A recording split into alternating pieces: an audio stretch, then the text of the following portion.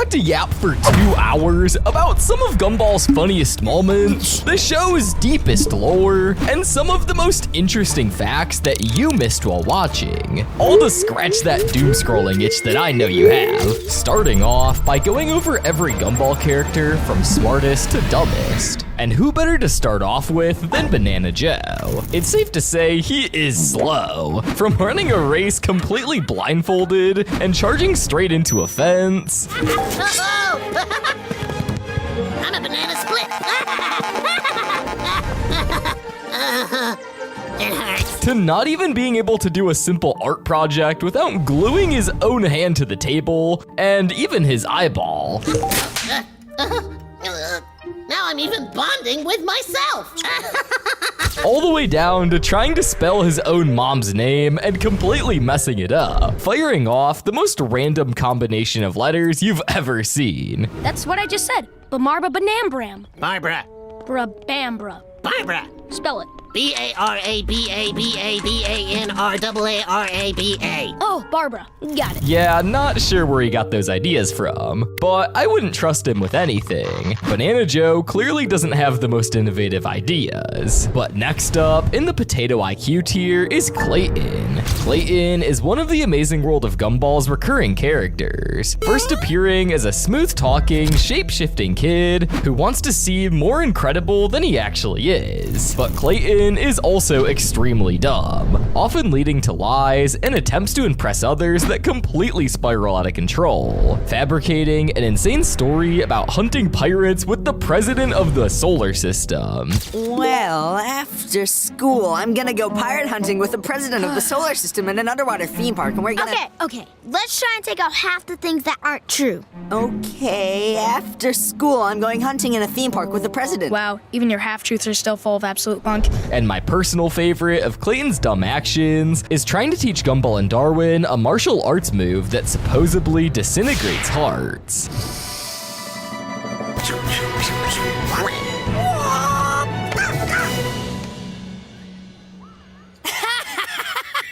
Really? Yeah, honestly, I have no words for this one. Moving on, Clayton doesn't stop there. He takes his dumbness to a whole new level with his shape-shifting. First, he transforms into a water fountain, thinking it'll make his life more exciting. And then he morphs into almost everyone in Elmore, causing chaos everywhere just to feel something interesting. Clayton's desperate need to be cool and exciting is what makes him one of the funniest and dumbest characters in all of Elmore.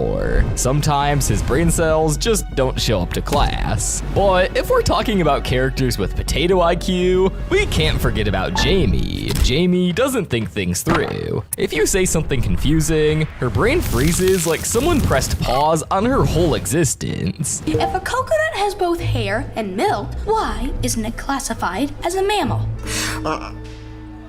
Jamie treats the world like it's a giant instruction book written in a language she doesn't speak. Her vocabulary is a disaster of its own. She creates words that sound like English, but absolutely aren't. What? You're saying you're intelligenter than me?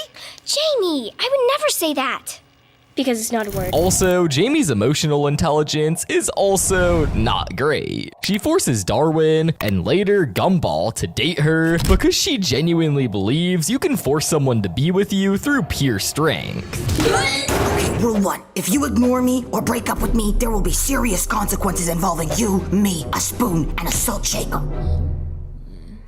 In short, it just seems like Jamie has a one-track mind, and it's running low on battery. Moving on from potato IQ, next we have the characters with an extremely below average IQ. Starting out with one of the most iconic characters in the Amazing World of Gumball, the one and only Richard Watterson. Richard is basically a full-grown man with the brain of a confused toddler. In the episode The Limit, when the kids can't even steal a single candy bar because they've been raised too well, Richard boldly eats one straight off the shelf without paying. It's not that difficult. You open the bag, you eat the candy, you put the bag back where it was, and no one will ever know. We also can't forget about the time he was crying on the couch in his underwear about never wanting to work again in an attempt to manipulate his family into leaving him alone about the Reach for the Stars chart, which tracks his achievements and good behavior. Oh yeah, and there's also that one time he was trying so hard to remember what he forgot for Nicole, Richard strains his brain until it smokes and bulges. What's going on? I think he's using his brain. This is dangerous. He's pushing way past his usual limits.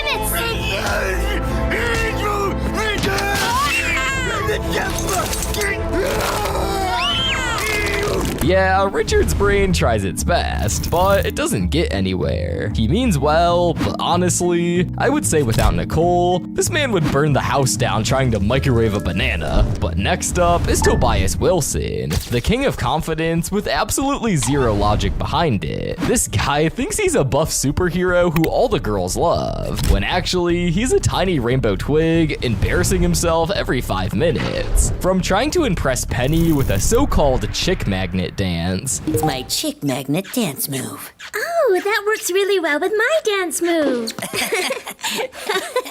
Nice, girl. What's that move called? The bug spray. To slapping guys on the butt because he thinks that's what athletes do. Hey. Oh, hey, Idaho, my brotato.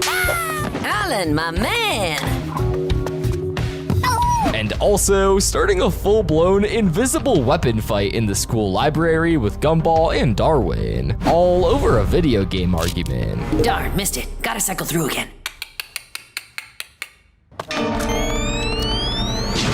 We can probably say that Tobias isn't just dumb, but he's confidently dumb. It's like his brain lives in a world where everything he does is correct, even though it never is. And finally, for the below room temperature IQ tier, we have Sussy, Elmore's queen of complete weirdness. Her dumbness is more than just about grades or logic. It's the way she acts and makes everyone question reality. From keeping ketchup, mustard, and toothpaste in soggy sauce packets in her pocket. Don't be silly. Sussy not crazy. She keeps different sauces in different packets. This one's for mustard, this one's for ketchup, and this one's for toothpaste. Sussy toothpaste is not a sauce. Yes, it is. It's tooth sauce. That's why it tastes like mint. To calling money a crumpled up green picture of an old man and having zero understanding of its value, and just overall being completely disconnected from normal human behavior. Like when Julia spits gum in her hand as a present, and she happily eats it, blows a giant bubble that pops all over her face, and calmly says thank you, as if any of that was completely normal. She's confusing, random, and gross. And that's why she perfectly fits into the extremely below average IQ tier. But moving on to our next category, we have characters with a room temperature IQ. These guys certainly aren't the smartest people in the room, but aren't completely dumb as dirt either. To start off this part of the list, we have Gumball Watterson, the beautiful disaster himself. Gumball is a walking paradox, sometimes a genius, but most of the time a chaos machine with 2 brain cells arguing over who's in charge. One example of this is doing all of Tobias's chores just to earn invisible points, proving he'll fall for anything if someone says it confidently.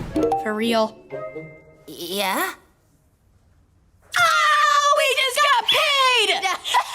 Look at all this money!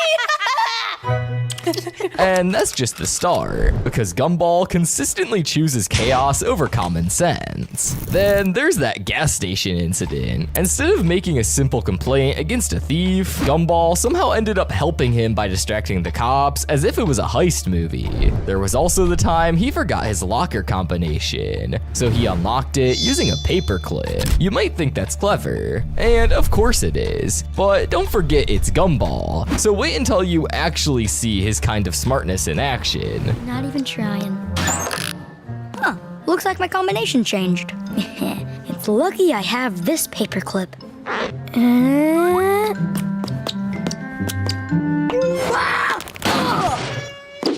Works every time. Or what about the time he performed scientific research by repeatedly trying to kill Anton? Because obviously, torturing a piece of toast is the best way to learn anything.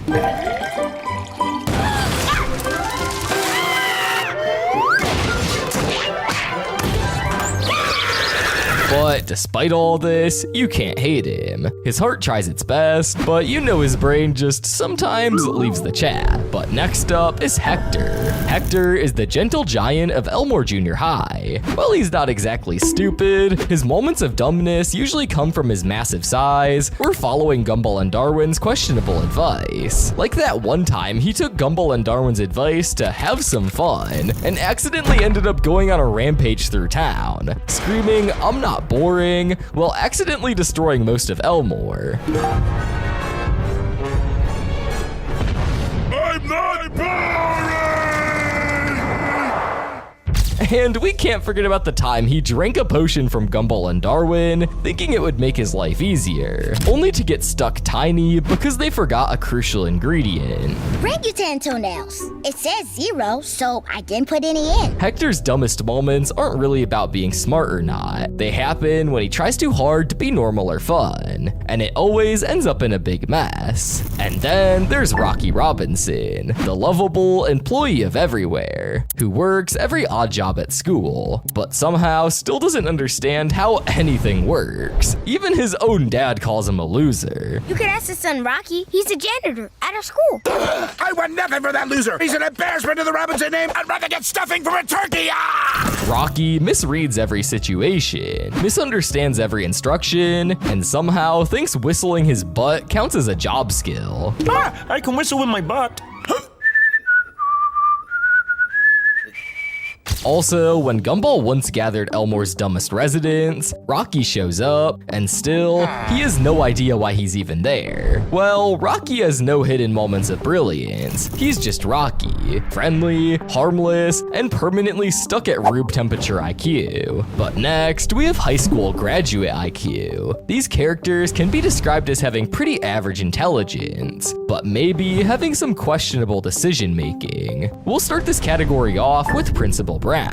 Principal Brown might look nervous most of the time, but when it comes to running the school, he's surprisingly reliable. The time when Miss Simeon tries to blame Gumball and Darwin, Principal Brown doesn't fall for her lies. Instead, he uses simple logic to defend the boys, showing he can actually be fair and smart when it matters. Also, when Gumball and Darwin discover his fake diploma, Principal Brown tries his best to bribe them, but when they ignore him, he quickly comes up with a plan to blow up the school. And yes, he was not joking. Now, all I have to do is increase the oxygen supply, shut off the carbon dioxide release valve, which should, combined with the boiling H2O, kickstart the reaction, which will blow up the whole school! Even though it fails, he always is ready to take action and tries to solve problems, no matter how extreme or panicked the situation is. I know Principal Brown isn't a genius, but he handles chaos with grown-up logic, and in Elmore, that already puts him well above half the population. Next up is Miss Simeon, Elmore's strictest teacher, who loves rules a little bit too much and has a knack for turning even the smallest mistakes into big disasters. Miss Simeon might seem strict all the time, but she's actually very clever at handling students and tricky situations. From covering up her accident with Principal Brown and tricking everyone into thinking it wasn't her fault, she shows just how quick and tactical she can be. And then there's that one time she won the Favorite Teacher Award. She befriends Gumball and Darwin and manipulates their insecurities to work in her favor. Most people would fail at controlling these two, but she pulls it off like a pro. You know, I've never had friends before. I don't even know what friends do. Don't worry, we'll show you. Miss Simeon's combination of manipulation, strategy, and understanding people is what makes her one of the smartest adults in Elmore. Moving on, we have Alan, who somehow stays calm no matter how much chaos Gumball and Darwin create. Alan might literally float, but don't let that fool you. He's the calmest and most emotionally smart guy in Elmore. Besides his calmness, Alan is secretly a mastermind. Gumball and Darwin snoop on Alan's flash drive and find a perfectly crafted plan to become school president and eventually leader of the entire world. My Vision by Alan Keene. A manifesto on how I will gain the power I need to purge Elmore Junior High of its greatest problem? What? His strategy is so flawless that nothing could have stopped it. He even planned how to make students think voting for him was their idea, and running fake smear ads on his rivals. But the only thing holding him back is his idealism, which sometimes blinds him to reality, leaving room for others who are even smarter. Which brings us to our next category, the category with a college graduate IQ level. So this firmly puts them a little above average intelligence, and a good amount above the previous characters on this list. To start this off, we have Nicole Watterson, the strong, smart, and always in control mother who keeps the Watterson family running smoothly. She might look like a regular mom, but she's basically Elmore's tactical genius on steroids. Her brain runs a million life scenarios at once, picking the one that keeps her family safe, saving Gumball during a crazy situation, and fighting Mr. Rex in a junkyard. Well, I'm glad we finally reached an agreement. Goodbye, Mr. Rex. She's unstoppable and ruthless if you mess with her family. But on top of her strength, she's also crazy smart. Like the time she ran through every possible future, where she ended up miserable and still chose Richard, because she knew love mattered more than success. Even Nicole's battle IQ is insane. Once she goes into full-on anime mode and destroys Yuki in hand-to-hand combat, doing flips, strikes, and pressure point hits, while the building literally collapses around them. Next up is William, the floating eyeball. Though William is just an unblinking eye that floats around watching everyone make a fool of themselves. He has crazy superpowers, from communicating through pure psychic power. No, you're lying, man! You're supposed to say— He did! You just can't hear it! He's using some kind of telepathic— Then say it louder this time, please! To lifting heavy objects, causing explosions, and basically bending reality if he wants to. With just his mind, William is unstoppable when he wants to be. But besides all these powers, what keeps him stuck at college graduate IQ is that he never uses them for anything actually smart. He mostly just floats around, judging everyone instead of taking over the world like he easily could. But the last one in college graduate IQ tier is Carmen. We can say that Carmen is the smartest and most logical student in Elmore. From trying to calm everyone down during a fight by suggesting a simple solution like hugging each other. Instead of fighting, why don't we just hug it out? Wait! Stop! What are you doing? I forgive you. No! The shame on cat! It's all coming back at me! And I can't even be angry about it. To calmly breaking down to Gumball why junk food is terrible for him. Hey, you really shouldn't be eating that. Too much greasy food is very bad for your digestive system. There. That was really wasteful. Fine!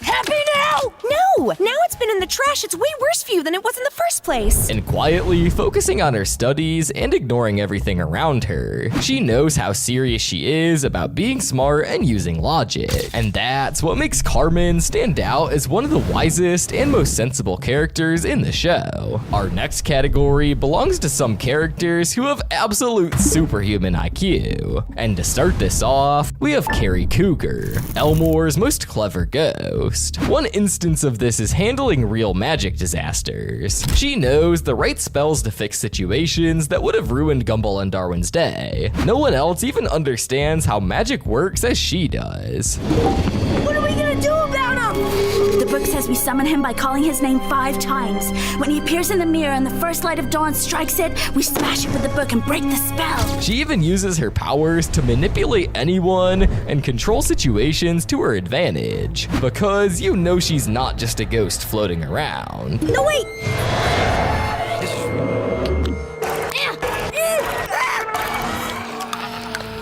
Also, there's that time when Gumball and Darwin turned themselves into ghosts. Carrie helped them get back into their bodies by guiding them and using herself to distract the other ghosts.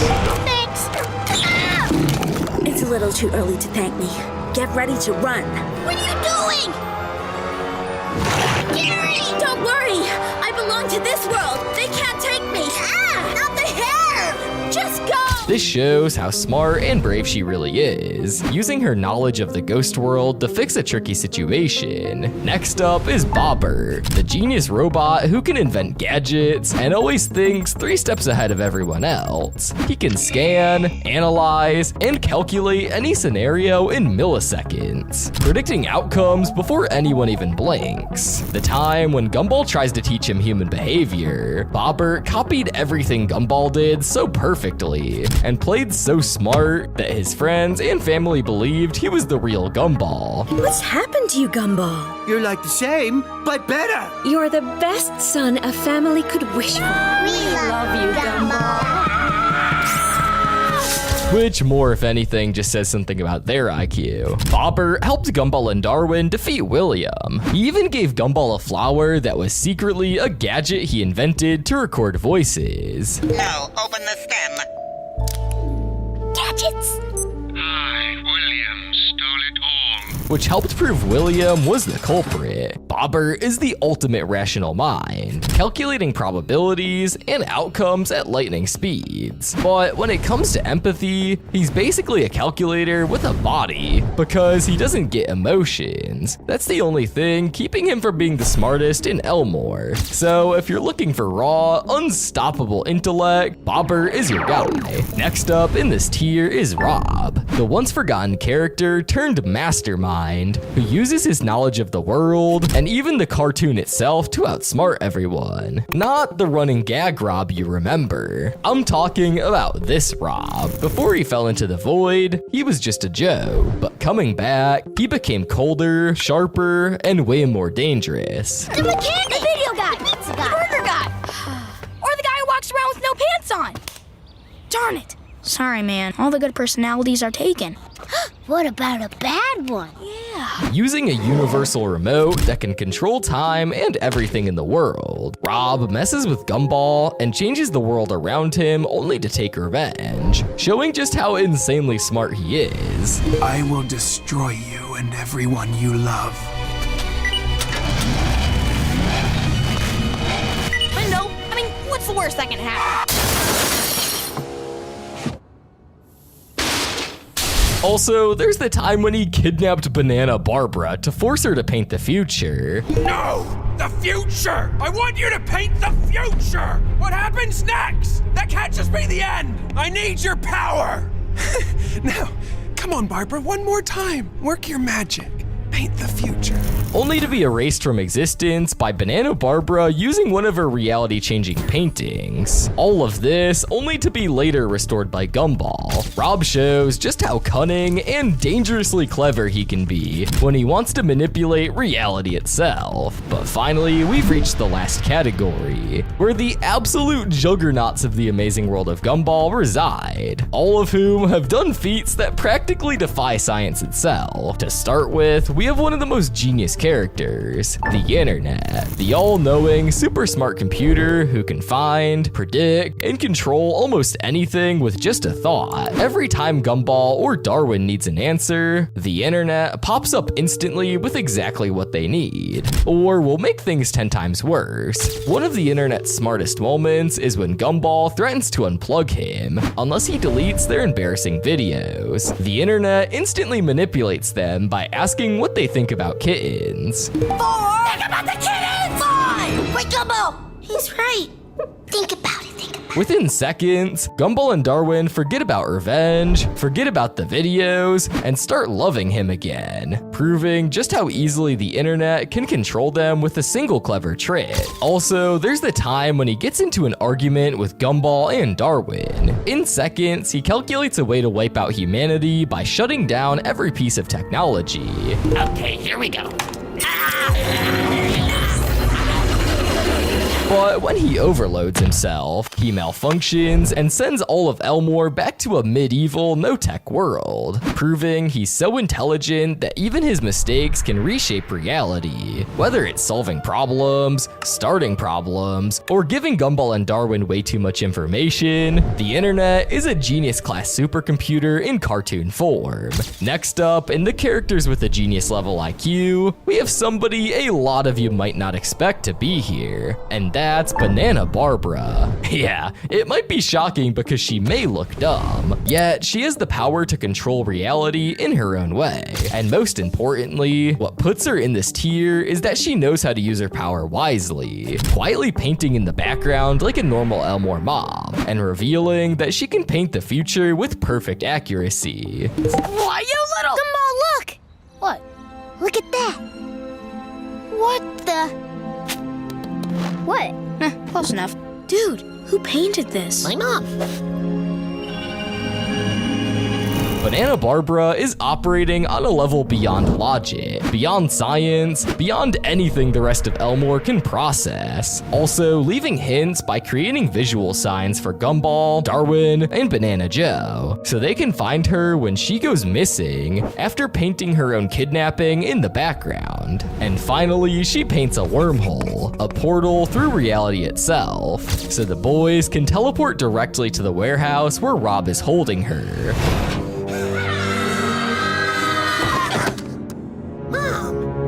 Gumball. Rob. Name.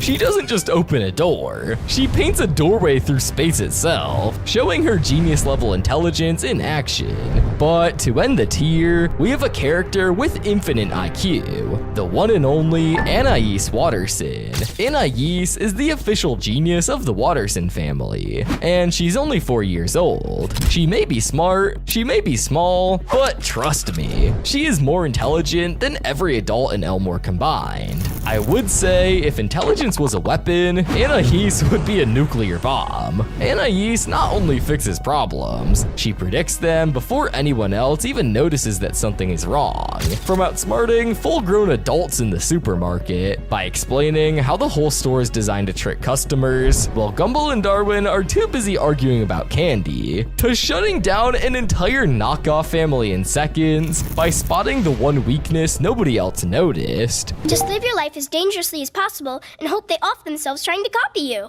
Oh! How delightfully malicious. And staying calm during disasters where everyone else freaks out. Like when she planned the perfect escape when Gumball and Darwin caused chaos in the house, turning it into a complete flood, showing just how smart and composed she is in a disaster. Also, when Bobbert turned into a robot killing machine, it was Anais who survived, using pure physics, something teenagers spend the entire school system trying to learn. Just go around him! Are you sure you're gonna be okay? Don't worry! The power of physics has never failed me yet!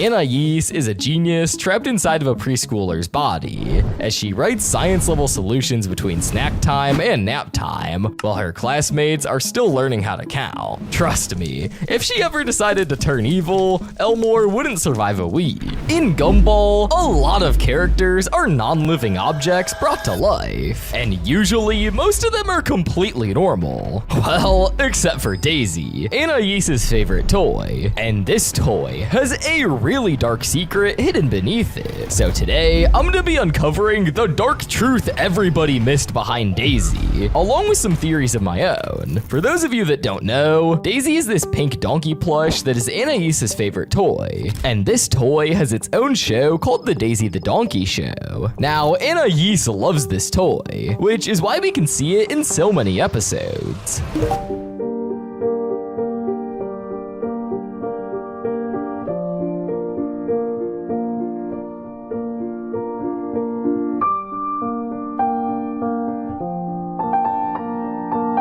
But what if I told you that Daisy doesn't think the same? Now, you may be wondering, why am I saying this? Well, it's actually all thanks to the episode The Night. In this episode, we see a really unique twist. Basically, we get to go in the dreams of a lot of Elmore residents, along with the non-living objects, which means that we get to see what Daisy is dreaming of. And well, let's just say that her dream was shocking. In her dream, we see her being human and threatening Anais horribly, with an evil look on her face, which was honestly cursed.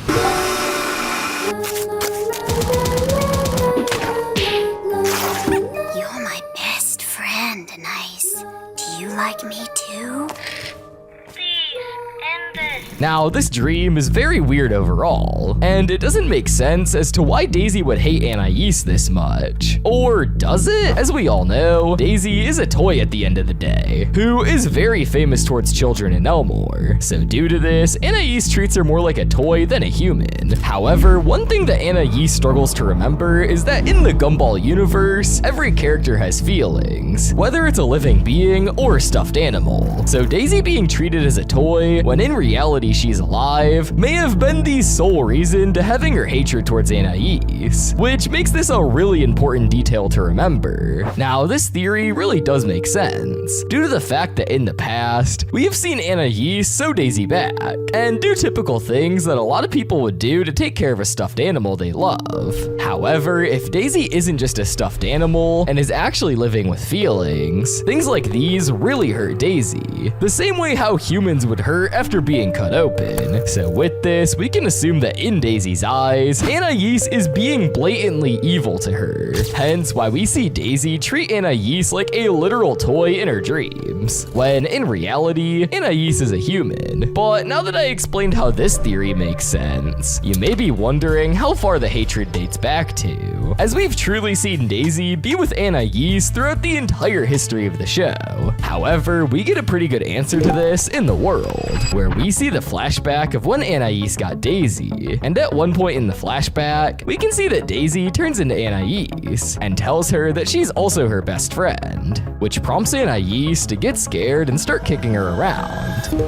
You're my best friend, Daisy. You're my best friend too, Anais. What the? Clearly, this situation would honestly make a lot of sense on Daisy's end, as at the time, she most likely felt comfortable with Anais to the point where she decided to try to talk to her. However, after seeing how she reacted, Daisy may have felt like Anais didn't like her in a way. A really good example of this is in Toy Story, due to the fact that in the movie, we always see that toys play dead whenever humans come near them, due to the fact that they know that the humans would get scared and possibly even get rid of them, which is something that Daisy couldn't follow at the time. But while this theory makes a lot of sense, another possibility that makes just as much sense, if not more, is how Daisy may be from the Awesome Store. Now, if you don't already know what the Awesome Store is, this store consists of a sketchy red van with a black figure in it, and this van sells really weird objects. One example being Darwin, who is a talking goldfish who was able to grow legs that Richard would happen to buy from the store. There's just one thing. Whatever you do, don't get it wet. It's a fish. Wait, no, it was something else.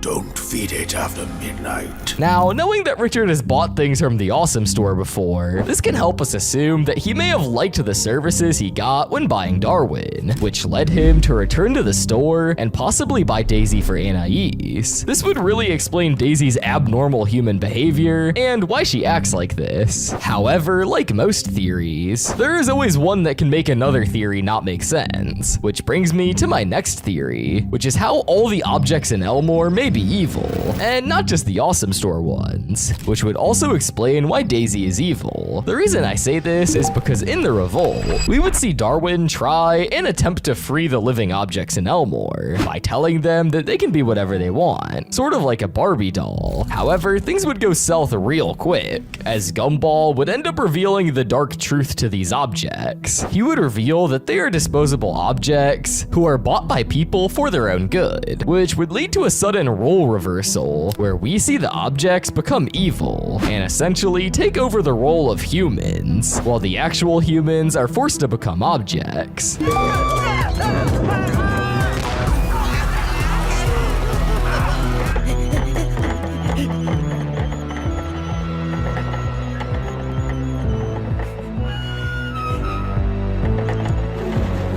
Now, this role reversal is oddly similar to the role switch we would see in Daisy's dream, where we see Anais, the human in the show, be treated as an object when the actual object becomes the human who tortures. With this, we can definitely make a good theory that every object in Elmore is like this, and in reality, it's due to the fact that the toy could have been from the Awesome Store. So far, we've been seeing a lot of theories related to the origins of the Daisy plush, and focusing more on the the objects. However, what if I told you there's a key detail about Anais that many people seem to forget, which could be the main cause for Daisy having these potentially evil acts all along? And the act in question is how Anais was actually really evil as a little kid. We would see this in The Rival, where we get to see a full flashback of when Anais was born and how she acted. And off the bat, Gumball, Darwin, and the audience noticed that Anais was evil after she gave a really evil look to Gumball and Darwin, which is oddly similar to the evil look that Daisy had.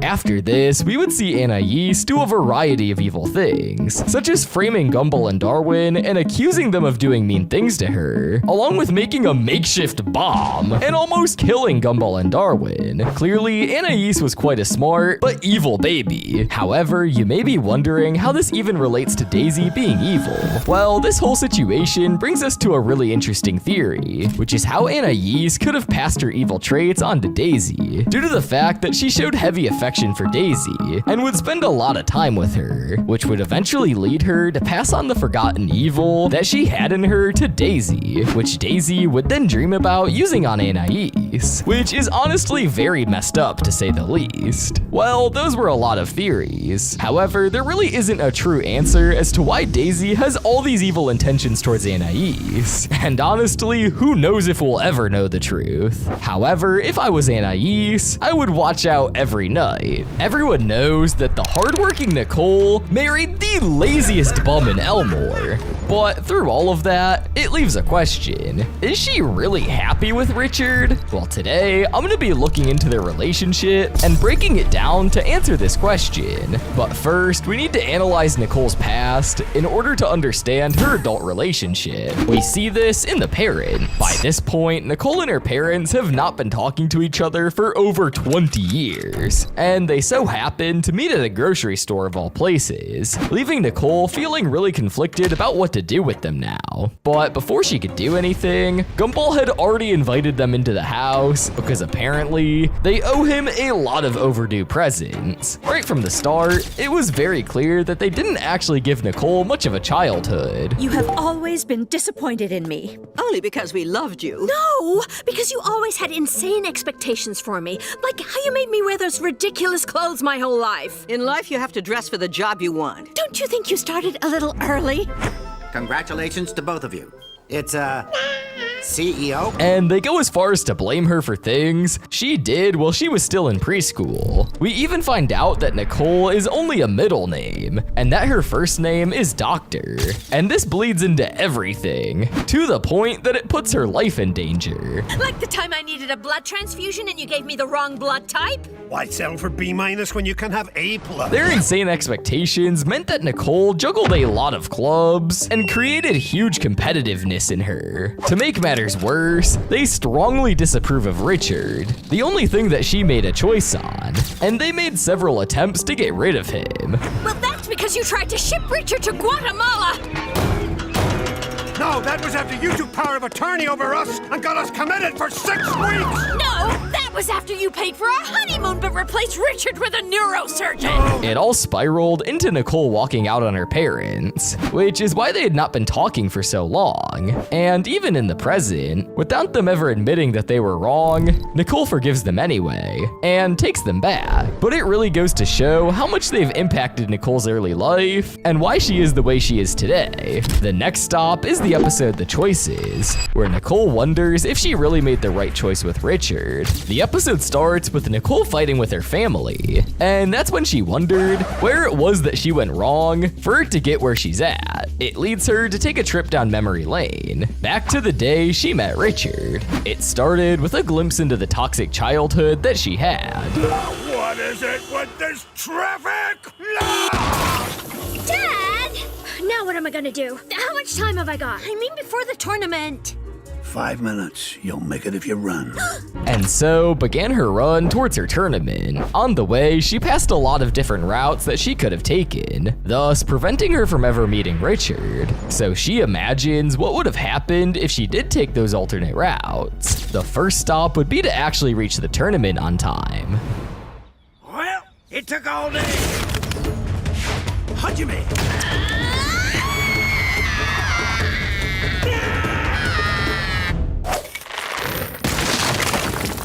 So basically, a post-apocalyptic world. Going back, she imagined what would have happened if she had stopped for Banana Bob. And let's just say that she goes bananas.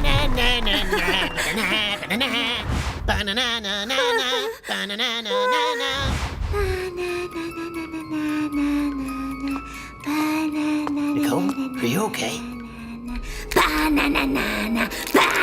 The next option would have been Harold, but he's too arrogant for her, which would lead to her committing arson just to get rid of him. So not a great choice there either. The next stop was to become a woke activist, which obviously leads to her death. Not stepping on the butterfly and joining the bikers club would have led to the same result. In the end, there's nothing good that would have come from Nicole not meeting Richard. And that's when we see how big of an impact Richard had on Nicole, though it comes in rather unusual ways. I've got to run now.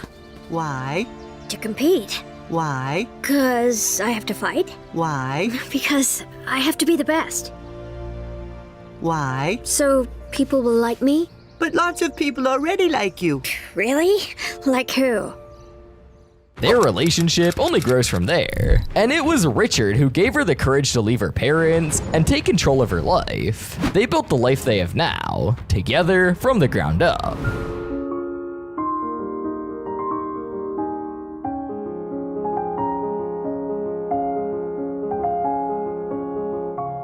That's when she realizes that she wouldn't change her current circumstances for the world and enjoys her time with her family. Love would have helped change her life, but what would managing a house without Richard look like? That question takes us to the episode The Deal, which shows us exactly that. When Nicole gets Employee of the Month, she gets really arrogant towards Richard, leading to him feeling unappreciated by her. When he brought it up with her, we actually see Richard's approach to parenting, which doesn't really look like parenting to say the least. Can you please explain why the grass is so long? Because the kids haven't had their breakfast yet.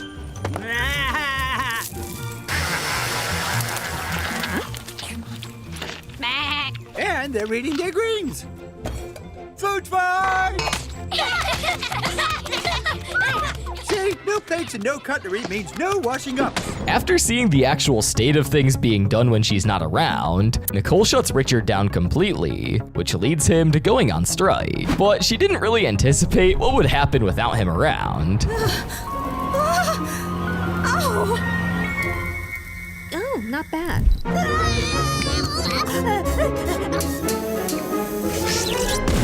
To add on to the drama, her children would become feral goblins, creating even more chaos in the house. Nicole finally admits that she can't do what Richard does on a daily basis, and joins him in controlling the situation. It really goes to show how much of a present father he is, because he knows exactly what would happen before anyone else could catch it. The value of holding down the fort can't be measured, especially when the kids in question are Gumball, Darwin, and Anais. And it's not even like staying home is a choice for Richard. He literally cannot have a job, as we would see in the episode appropriately called The Job. But before we see his reality-bending mistake, make sure to subscribe for more Gumball content like this. But back to the video. The Job is an episode where Richard becomes a pizza delivery guy, and Nicole downright becomes paranoid when she hears about it. Your father has a job.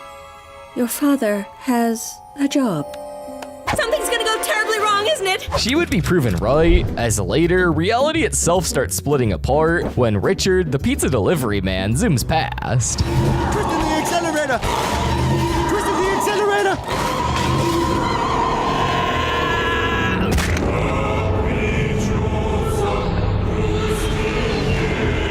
And it doesn't stop there, as the family races Richard to get him fired, so that the fabric of reality can go back to being normal, and things take a turn for the worst.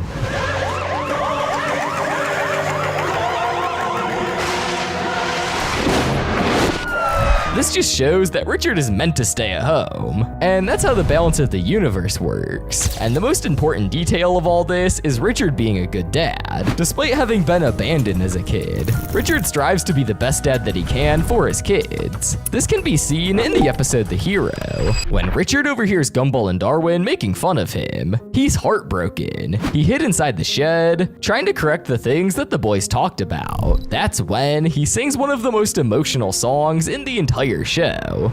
I was the hero who taught you how to walk. And now you're no longer so little, my little ones. Darwin decides to make Richard feel like a hero again, and so makes a dangerous plan to do it, except things went wrong, and the brothers were genuinely in danger. It causes Richard to jump into action, and we see him in his essence. Gumball, you have to get up! I can't! Come on, son! You can do it!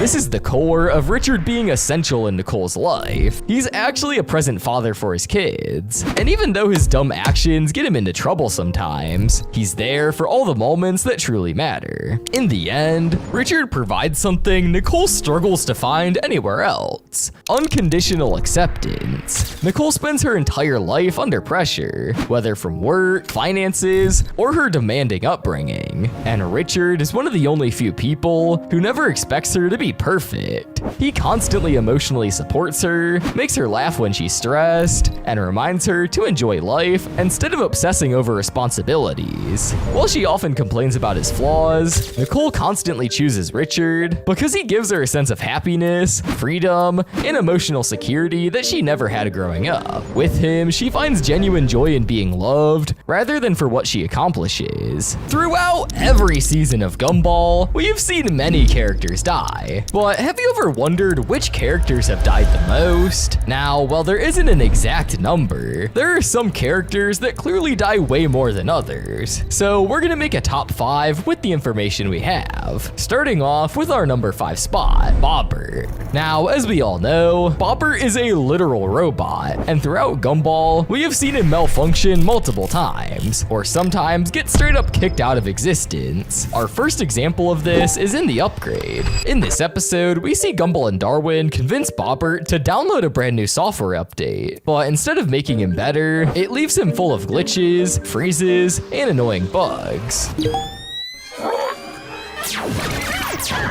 this improving our health?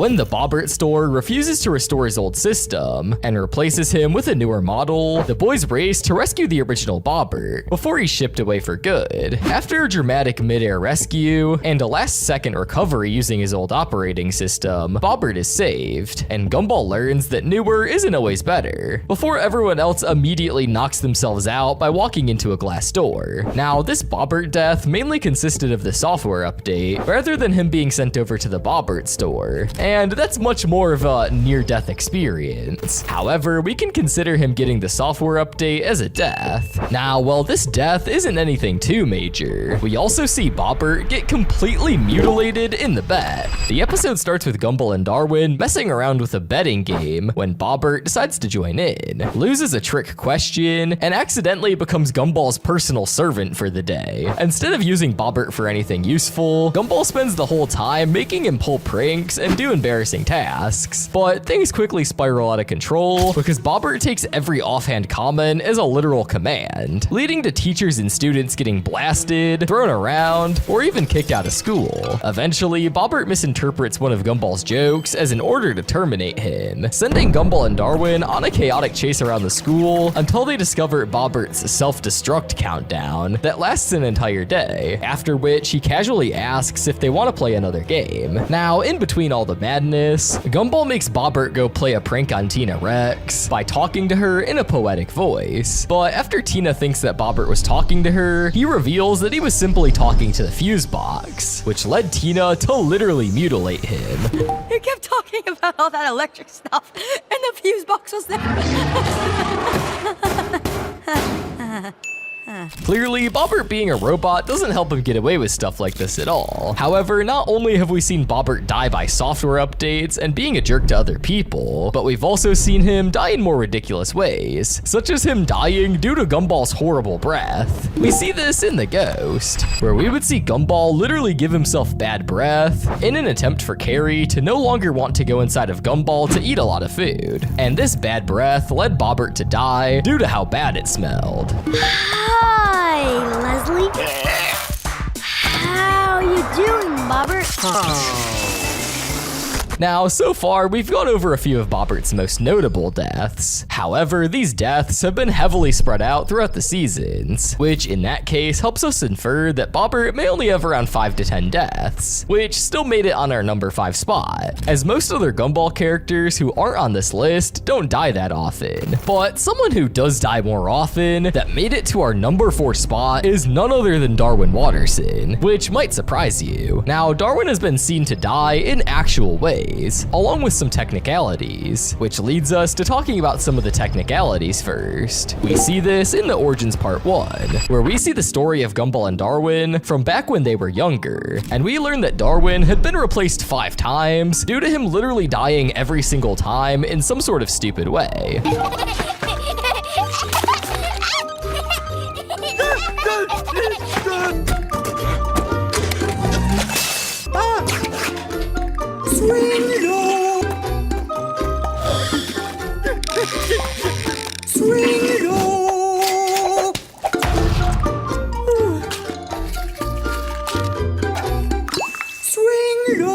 Clearly, you get the point. Darwin quote-unquote died a lot of times in this episode, and you may be wondering why this is a technicality. Well, this is due to the fact that these fish weren't the current Darwin that we have today. However, they were still Darwin's 1 through 5, which make it count in a way, already adding 5 to his death count, which already shows you that he has a good amount of deaths. However, we aren't finished yet, as we see Darwin also die in a pretty unique way in the rerun. In this episode, we see that the Wattersons are heading to the Elmore Mall and singing like everything is normal, but Gumball suddenly realizes that he's lived through all of this before. After remembering Rob's plan to ruin his life with a reality-bending remote, Gumball spends the day trying to stay one step ahead of him, saving Darwin from getting ejected, fighting over the remote, and discovering that time is unraveling so badly that Anais disappears from existence, and Darwin slowly fades away too, as Rob keeps causing chaos and even sends Gumball into the void. Gumball eventually defeats him, but chooses to save him anyway, convincing Rob to rewind time, fix everything, and destroy the remote, restoring the timeline before diving off into the same cheerful ending that they started with.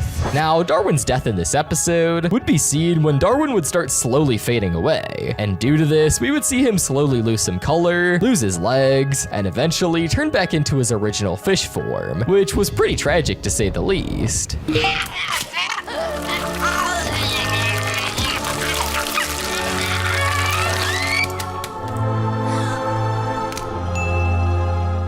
I warned you! Everyone you love! Now, that death was crazy, but there are of course still dozens more in the show.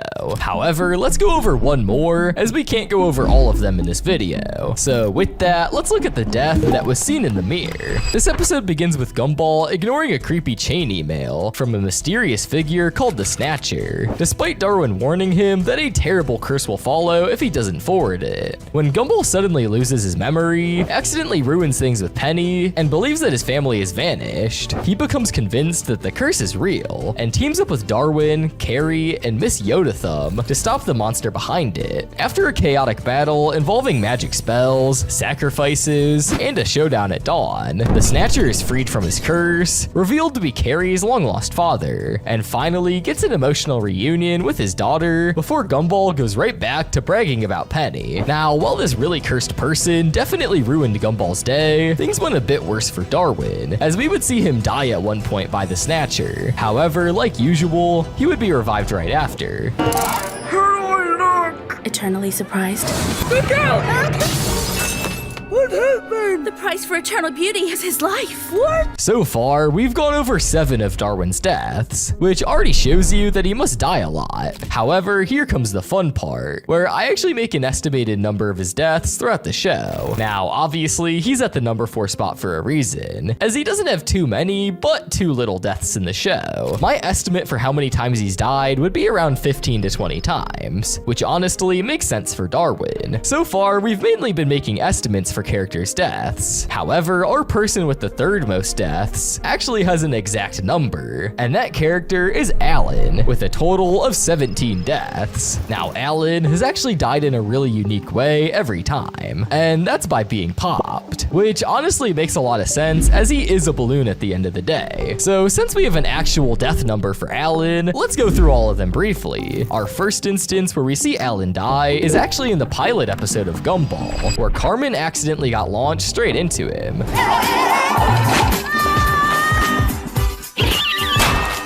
But this isn't the only instance before the actual show, as in the original trailer, Alan tried to kiss Carmen and immediately got popped by her sharp needles. Where love has no place. And our first actual instance in the real show was in the mustache, where we saw Alan literally popping from a shock after seeing Gumball's dramatic transformation. Later, in the banana, Gumball accidentally knocked Alan into Carmen, causing another quick pop. And things don't get much better in the photo, where Darwin punched Alan and popped him during the chaos. Not long after, the voicehead Gumball finally get fed up with Alan constantly saying sorry, and due to this, he would pop him with a rock. I'll go away. You're right. You're right. I apologize for making you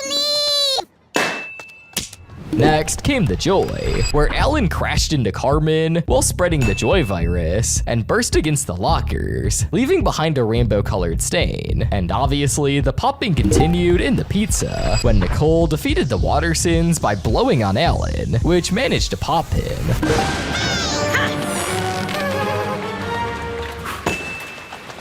Later on, in the uploads, Alan somehow managed to pop himself while attempting the Ice Bucket Challenge. Then, the advice added another one to the count. When the Abraham Lincoln goat suddenly attacked and popped him, things went downhill again in the bus, where Alan's disagreement with Gumball over going to school ended with him getting popped. Man, Alan has an unfair life. Got the rest of our lives to go to school. Well, I think we should go to school so we can work hard and get the best possible start in life.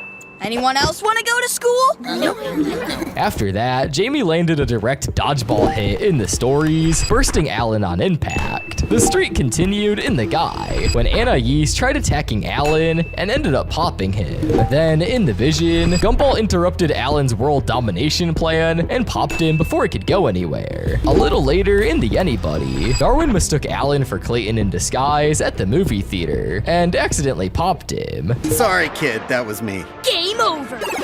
Busted.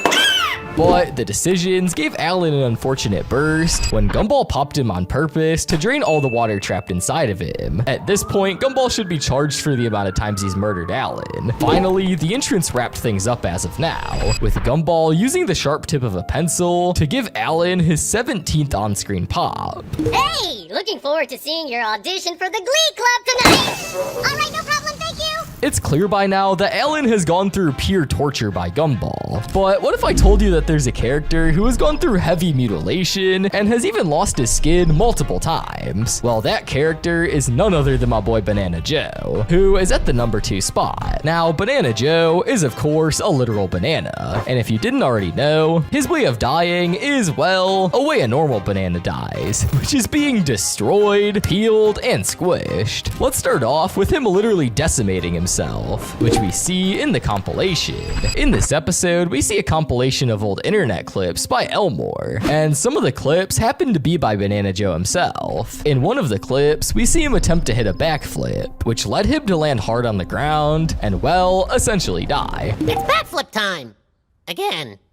1, 2, 3. Ha!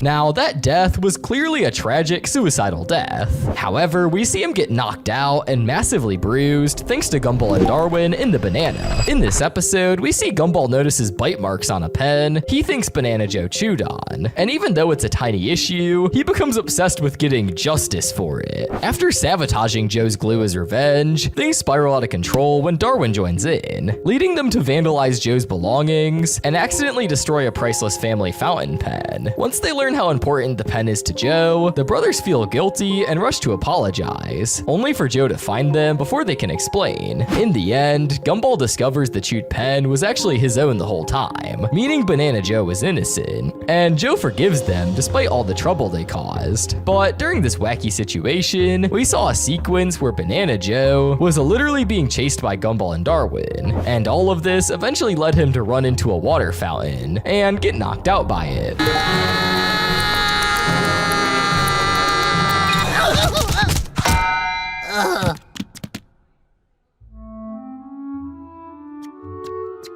Oh, that's just great! Now, while this really wasn't the most tragic death instance, we see a way more tragic one in The Promise. The episode starts with Gumball and Darwin noticing that Banana Joe is unusually angry on the school bus, and Darwin promises to spend the entire weekend trying to figure out what's bothering him, much to Gumball's annoyance since they were supposed to stay home and play their brand new video game together. When Gumball keeps trying to get Darwin to stick to their plans, he repeatedly sneaks away to help Banana Joe film a bodybuilding video at the school gym. However, he would leave Joe on his own when things started to go wrong. As the weekend goes on, Banana Joe suffers one painful accident after another while waiting for the boys to show up. By Monday, Gumball and Darwin realize that they should have helped him sooner, but while they think that Joe has forgiven them, he's actually still furious and can only helplessly yell through his bandages. Yeah, Gumball and Darwin were clearly being absolute douchebags to Banana Joe in this episode. However, let's dive deeper on his deaths in this episode, with the first death being him getting squished by a barbell after not having a spotter. What you wanna do is...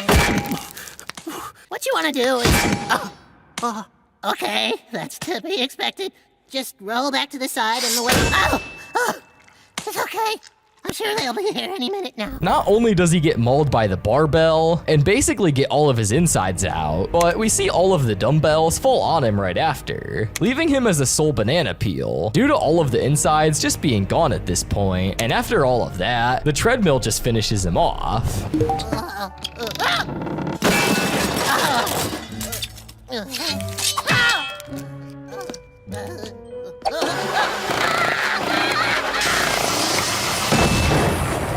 Now, that right there honestly counts as 3 deaths, as at the end of the day, actual bananas should have died after the first one. However, it's Gumball, so the immunity scale is way higher than normal. At this point, we can see that Banana Joe is easily one of the most fragile characters in the show, which means that his death count is pretty high. So if I had to take his deaths and appearances into consideration, I would probably say that 20 to 25 deaths is a pretty good number for Banana Joe. However, we take a huge leap in the death count for our number 1 spot, as if you haven't already guessed, Anton, the piece of toast, is in our number 1 spot. Now, if you thought that Banana Joe and Alan were vulnerable characters, let's take a look at Anton, shall we? Now, we've seen Anton die in multiple episodes. However, there's one episode that carries the death count, and that is none other than The Recipe, which we'll be going over for this entry. In this episode, we see Coach teaching the students what to do if somebody's drowning, and she has Anton jump into the pool as an example. Gumball tries to save him, but Anton turns into soggy breadcrumbs and seemingly dies, only to show up perfectly fine the next day, leaving Gumball determined to figure out how he's still alive. After spying on Anton's family, Gumball and Darwin discover that Anton can be recreated with a toaster, but their attempts to copy the process accidentally create a bunch of bread clones that quickly spiral out of control. They're close.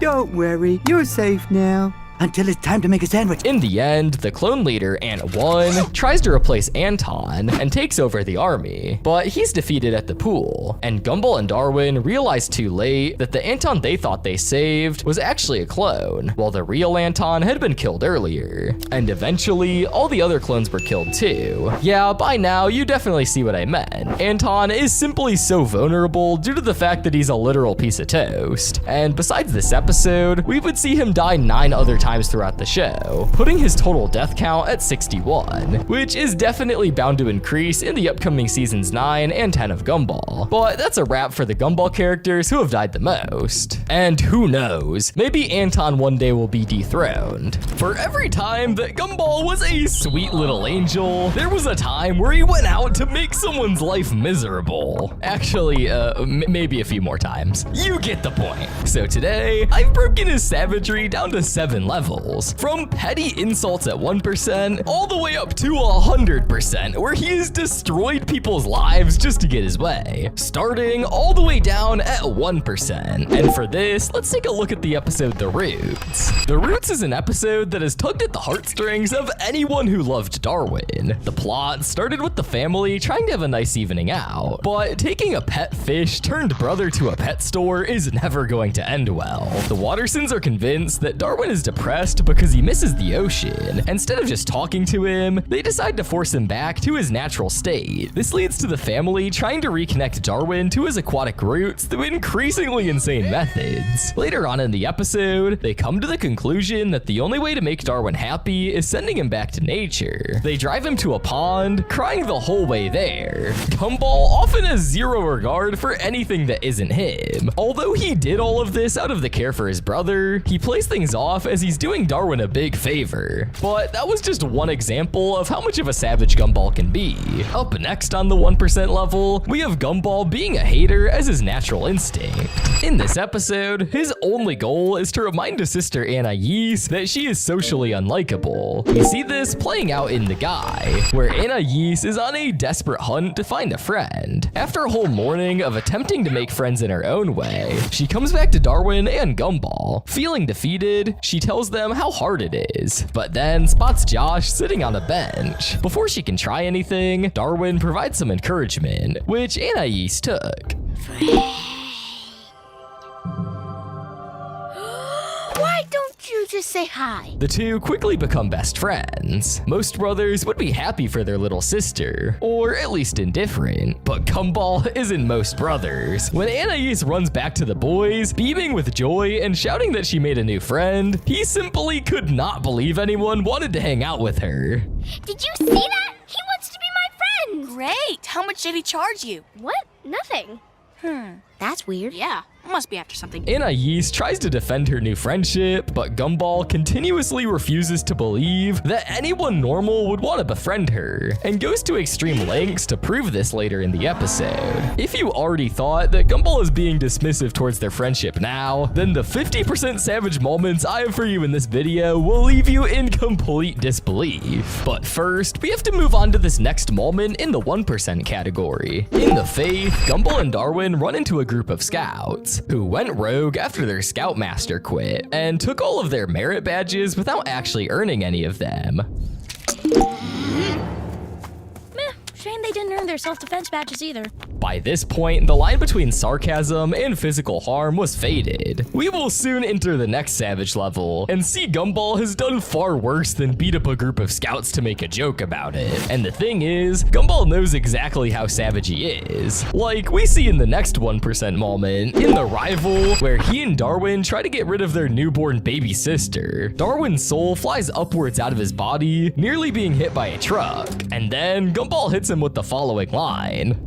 That was terrifying. Yeah, well, at least your soul was going upwards. Just like Gumball will also be aware about his soul going down to this next category, the 5% savage level. And here, his savageness starts turning into more than just sarcasm or harmful words. As in The Candidate, the kids get locked inside the school while the temperature keeps rising. Anais tries to take charge, but while she's clearly the most competent person in the room, the students start to reject her and elect Gumball as their leader instead. dad. He's charismatic and confident, but really, he has absolutely no idea what's going on. He denies that the temperature is even rising, while his own head catches fire. And when things inevitably start falling apart, Gumball gives the following speech to quote-unquote encourage his people. Maybe what you need is a common enemy.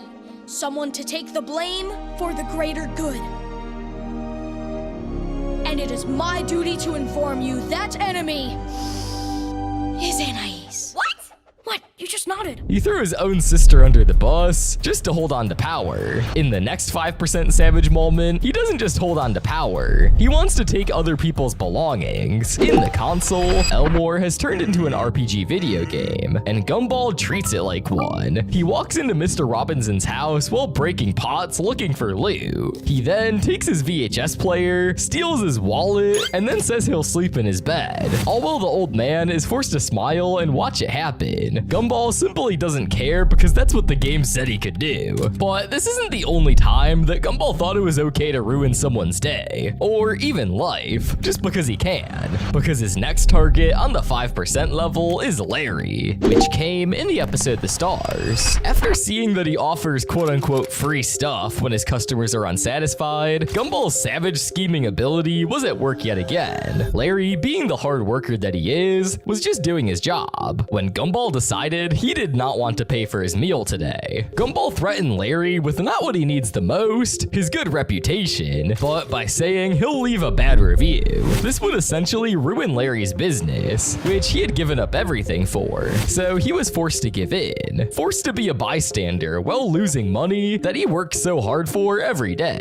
If Gumball had stopped there, maybe it wouldn't have been that savage, but no, he just had to keep going. Knowing that Larry works so many places in Elmore, he abused it again and again, potentially ruining his career. But Larry isn't the only adult in Elmore who was targeted by Gumball's shenanigans. We see Gumball targeting people without warning yet again in the next 5% moment in the episode The Cycle, where Gumball puts his target on Tobias's dad after learning that he bullied his dad back in school. Though it may appear that Gumball was just trying to stand up for his dad at first, he took things way too far when he decided to leave a fake check for Harold to find. Upon finding the check, he thinks that he's now a billionaire, so he decides to make some drastic changes to his life. With his ecstatic mood, Gumball does not try to stop him at all when he first quits his job. Then he goes as far as replacing his wife with a new trophy wife. And as if that wasn't enough, he blows up his house to replace it with a statue of himself, which he obviously cannot afford. So once he does this, he and his family, including Gumball's friend Tobias, will be homeless. And even this doesn't make Gumball stop. Making his friend's family homeless for a revenge plot isn't even anywhere near Gumball's worst moment. Gumball's savagery has no boundaries. But how far will he really go? Well, we'll see as we move on to the next level, 10% savagery, where we see Gumball do some crazy things to Banana Joe. In the banana, Gumball kicks off a whole revenge war with Banana Joe over a chewed up pen. As usual, Gumball goes to extreme lengths to get his revenge. He glues Banana Joe's hands to a tub of glue, causing him to rip his own eye off. Later in the episode, there's a lot of back and forth attempts at getting revenge. Joe finally snaps and charges at Gumball and Darwin out of rage after they chewed up his great-grandfather's antique fountain pen, which was used to sign the immigration registry by his ancestors. It's the pen that Obadiah Banana, the founder of our family, used to sign the registry when he first came to this country. Instead of just walking away when Banana Joe falls while charging, or even better, maybe helping him, Gumball has the brilliant idea to beat themselves up, so when Banana Joe wakes up, they tell him that he beat him up. Joe believes it and apologizes to them. And what's the worst part of this whole thing? The original chewed up pen that started it all was Gumball's pen, and he chewed it the entire time. This is really what seals it as savage. The entire war was his fault from start to finish, and he never admitted it. But Gumball's savagery isn't always about starting wars. Sometimes it's about his complete lack of shame. While most people would be humiliated by failure, Gumball simply does not care, as we see in this next 10% moment. In the grades, Gumball fails a test and gets sent back to kindergarten. Instead of being upset about it, he loves it. Painting, playing basketball with toddlers, and zero responsibility, which means the perfect life for Gumball Watterson. Meanwhile, Miss Simeon gets called into Principal Brown's office, and she's one student short of her quota. She needs to get Gumball back by Friday or she's fired. So she has to go back to kindergarten and beg for him to return. The moment that Gumball finds out that she'll lose her job, his entire reason for staying changes. It stops being about painting and basketball, and he stays now specifically because he wants to get Miss Simeon fired. She literally had to cry to guilt him into coming back. I'm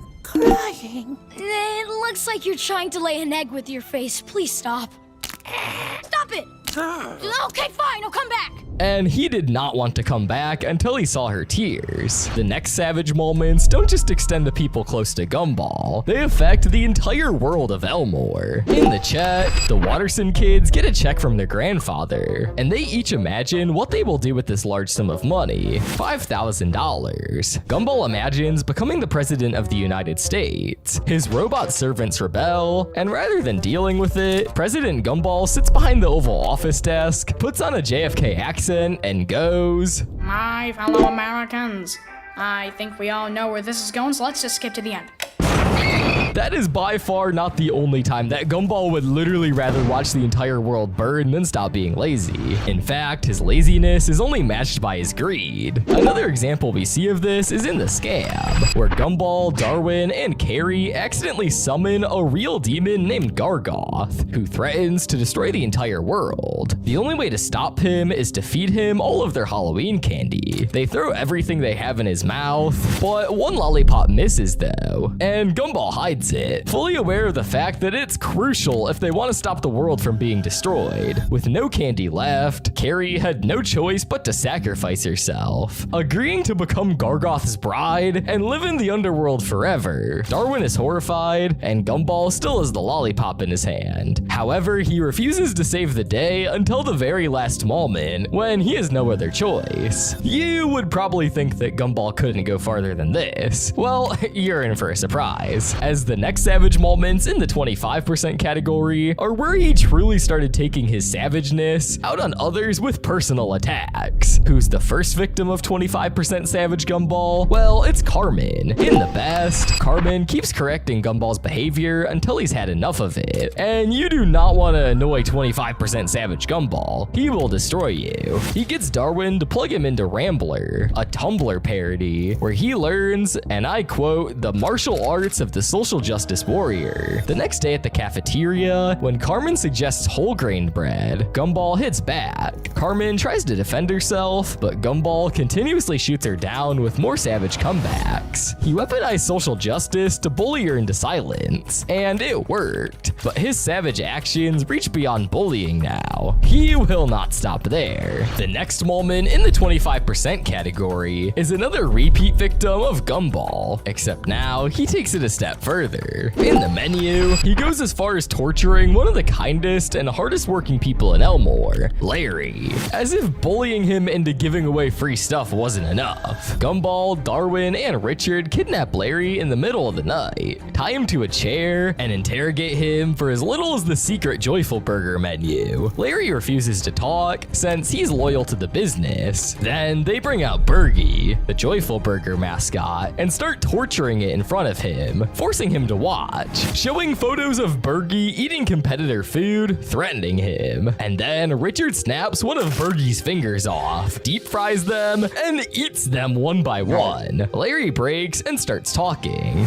but Gumball literally tortured and traumatized a man over a burger with a family. But Gumball doesn't stop with putting Larry through such experiences. He knows no limits when it comes to torture and selfishness. He'll even put his own siblings through a traumatizing experience without a second thought in the last savage moment of the 25% level. Earlier in the console, Gumball and his siblings already survived being trapped inside of a cursed Game Boy parody that turned all of Elmore into an RPG, an adventure where losing means dying in real life. They fought through it together, defeated the final boss, and freed the entire town eventually. Darwin and Anais are relieved. It's finally over. And then Gumball looks looks at the screen, forcing his siblings to go through the entire game again, where their lives are literally at stake, is insane. But now we've reached the halfway point, 50% savagery, and things are about to start getting absolutely just diabolical here. In the first 50% savage moment, Gumball has gone truly insane, because he gets so jealous that he goes as far as attempted murder now, and this is where his savageness reaches a point of no return, and it's clear that he cannot be saved anymore. In the flower, Gumball sees Leslie hanging out with his crush, Penny. He gets consumed by jealousy, which literally manifests as a demon entity, jealousy, that possesses him. Possessed Gumball becomes increasingly more savage throughout the episode, starting to verbally destroy Leslie. A bit later, he goes much further, gluing Leslie to a park bench and dumping insects on him so that he'll be ruined forever. It's even revealed in this episode that he wasn't trying to frame Leslie either. He was planning on murdering him, as seen by the weed killer and herbicide products found in Gumball's locker. And this wasn't even his only attempted murder. And for that, let's go back to his disbelief of anyone wanting to be Anais's friend. In the parasite, Anais makes a new friend named Jody. Gumball reads Anais's diary and decides that Jody must be a parasite taking advantage of her, and lands on what he considers to be the only logical solution, poisoning her sandwich at lunch. When all the sandwiches are swapped, he won't admit it.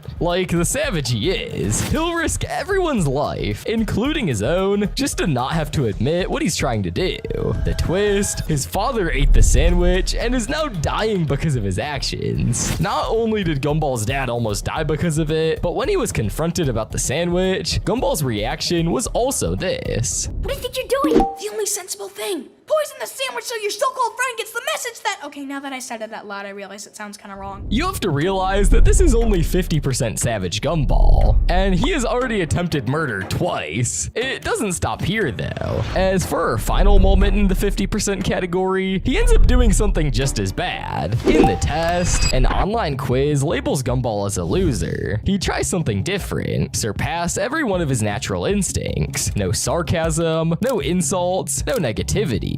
His held back venom literally manifests as a glowing green acid, trying to claw its way out of his mouth. Meanwhile, Tobias hijacks the entire episode and turns it into a cheesy sitcom where he's the main character. Gumball holds it together through all of it, until Tobias starts dating Penny in the sitcom. Now, Gumball can no longer hold back. Tobias wakes up in a hospital room, and Gumball is there, ready to literally burst. Instead of vomiting all the acid out towards anything but Tobias, he aims straight for his face.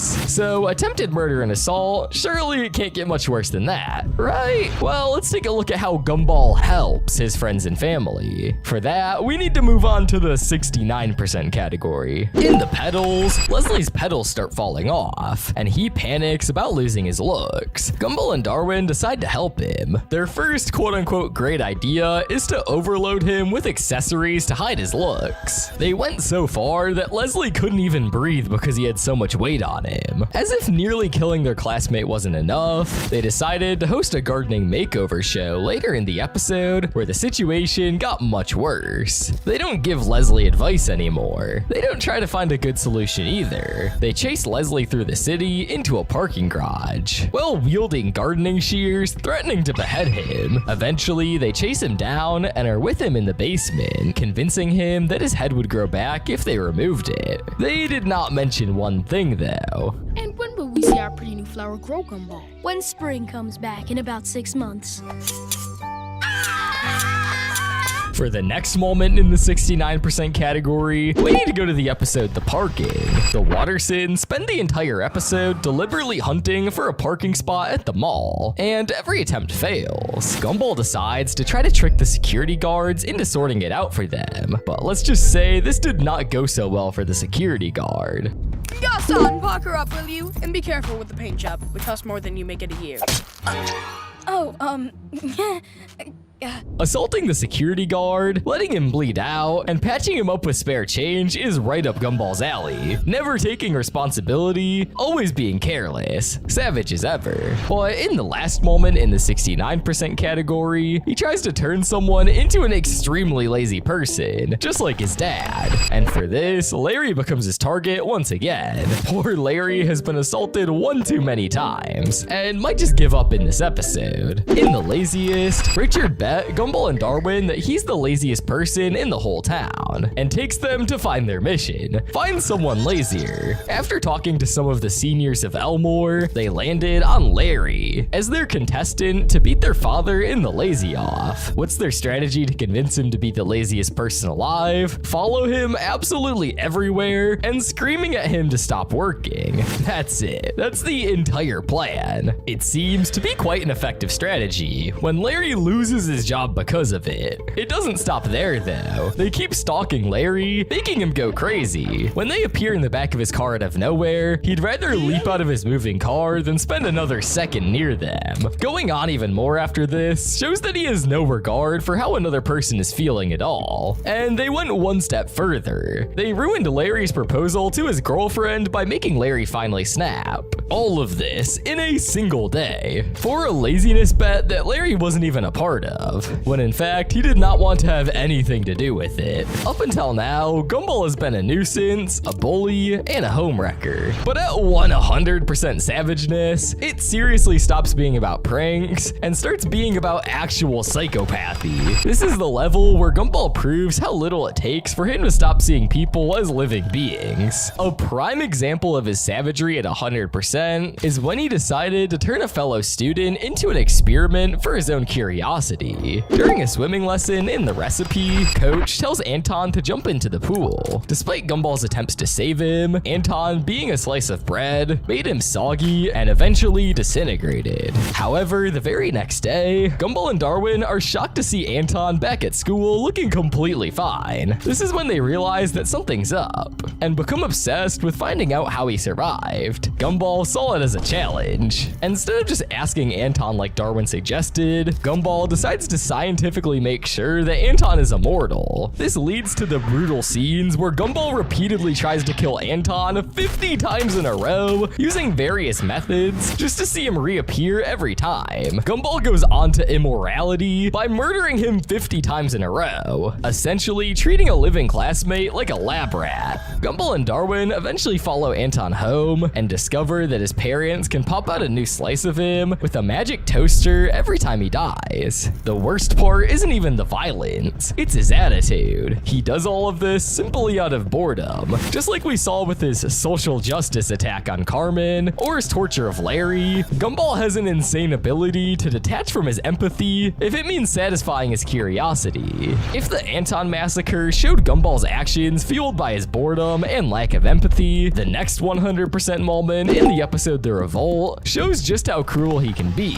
In this, Darwin believes that he can help out the household applications and objects of Elmore understand why they're being mistreated and say that they should follow their own passions instead. After countless efforts from Darwin, they ultimately realize how little their lives mean because of Gumball. He does this by showing the following video. Then what happens to us?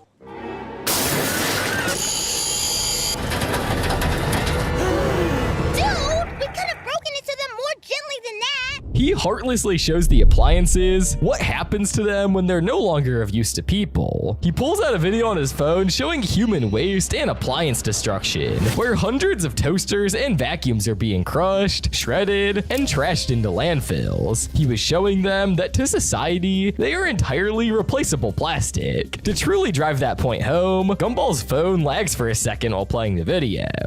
I'll just order a new one.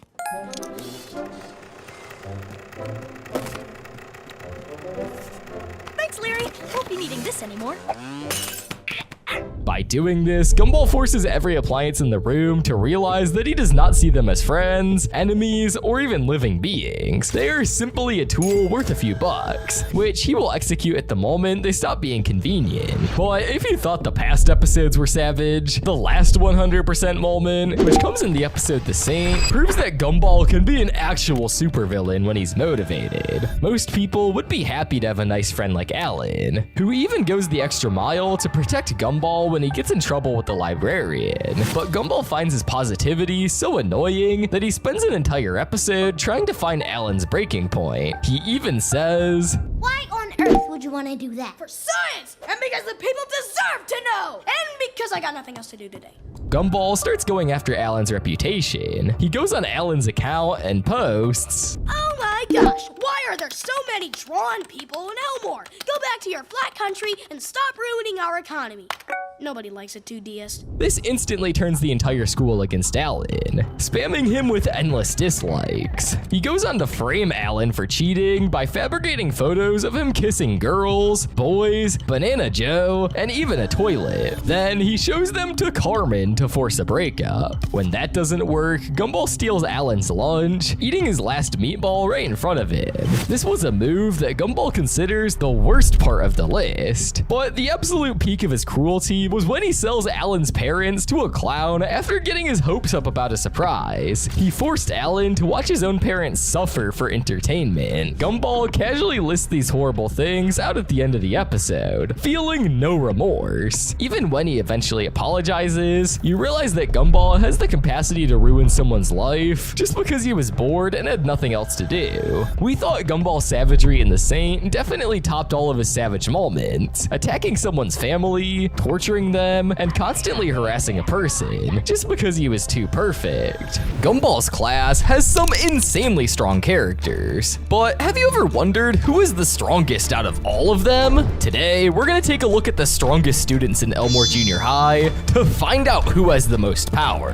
From weaklings at 1%, all the way up to absolute tanks that can destroy the entire school at 100% power. But first, let's start at 1% with Tobias Wilson. Now, Tobias would absolutely hate being this low on the list. After all, he spends most of his time acting like he's the strongest, coolest, and most popular kid in Elmore. The only problem is, most of that confidence is all talk. Sure, Tobias loves imagining himself as some kind of action hero, but imagination can only get you so far. The best episode that shows this is The Point. In this episode, Tobias convinces Gumball and Darwin that if they do his chores, they can get good points that can be converted into cosmetic points for their game. And when Gumball and Darwin find out, they obviously threaten to tell Tobias's parents, and he wouldn't stand for any of it. That's when he pulled out the big guns. My invisible shock rifle.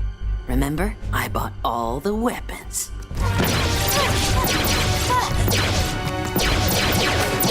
After getting destroyed by a shock rifle, a portal gun, and a shrink gun, Gumball and Darwin finally realized that they can do the same back to Tobias, and he didn't stand a chance when his tricks were used against him.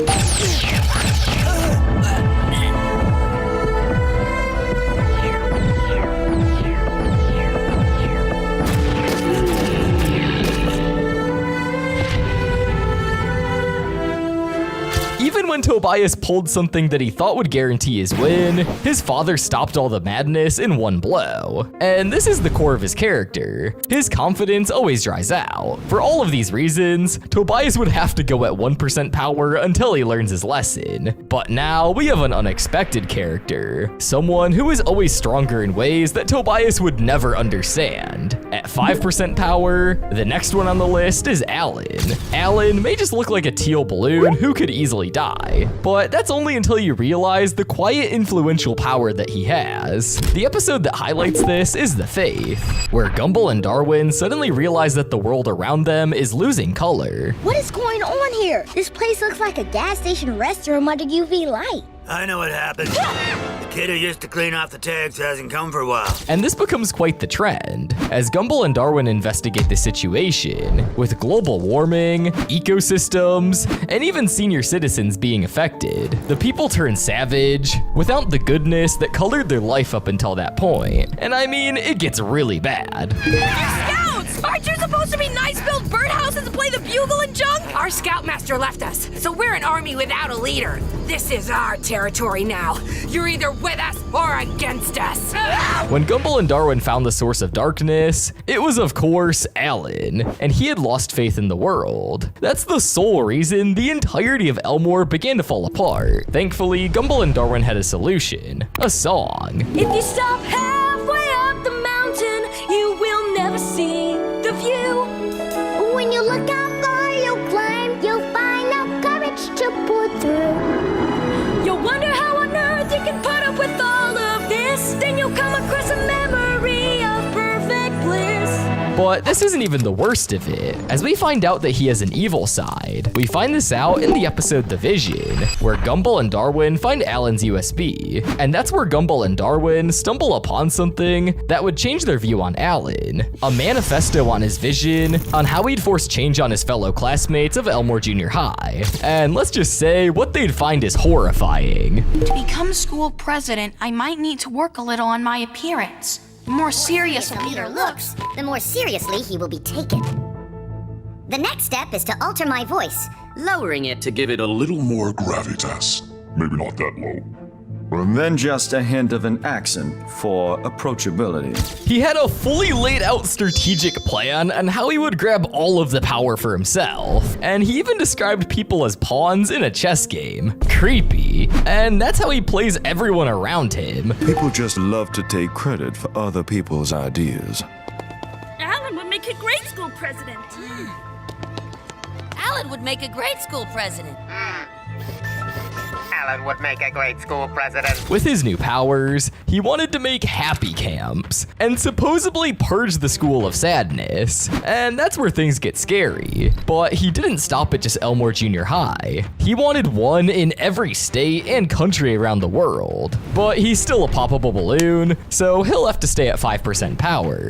But next up, we have the blue cat who wreaks havoc on everything, Gumball Watterson, coming in at 10% power. The guy needs no introduction. Gumball is sensitive, sarcastic, and has a big ego, which combined is a recipe for disaster. What he lacks in physical power, he makes up for in pure determination and persistence. This can be seen in the episode The Laziest, where Gumball doesn't win a lazy-off against his father, so he goes to find someone to take the role, and that's where he finds out about Larry's past. I was the laziest guy in Elmore until I lost my title to Richard Watterson. That guy is lazier than a rock. It gives him a target, and it goes to show he was willing to go to any lengths just to make sure he gets what he wants. He unfortunately succeeded, turning Larry back into the lazy version of himself that he was many years ago. And that's the thing about Gumball. He frustrates others until they do exactly what he wants. And there's very little he won't do, including selling Alan's parents, just to see him lose his calm, as seen in the episode The Saint. I sold your parents. What? I said I sold your parents. Now, who wants to see balloon tricks? No, please! I have a son! Dexter, make it stop! Another one of his famous victims is Anton, who was repeatedly killed just to satisfy Gumball's curiosity in the recipe.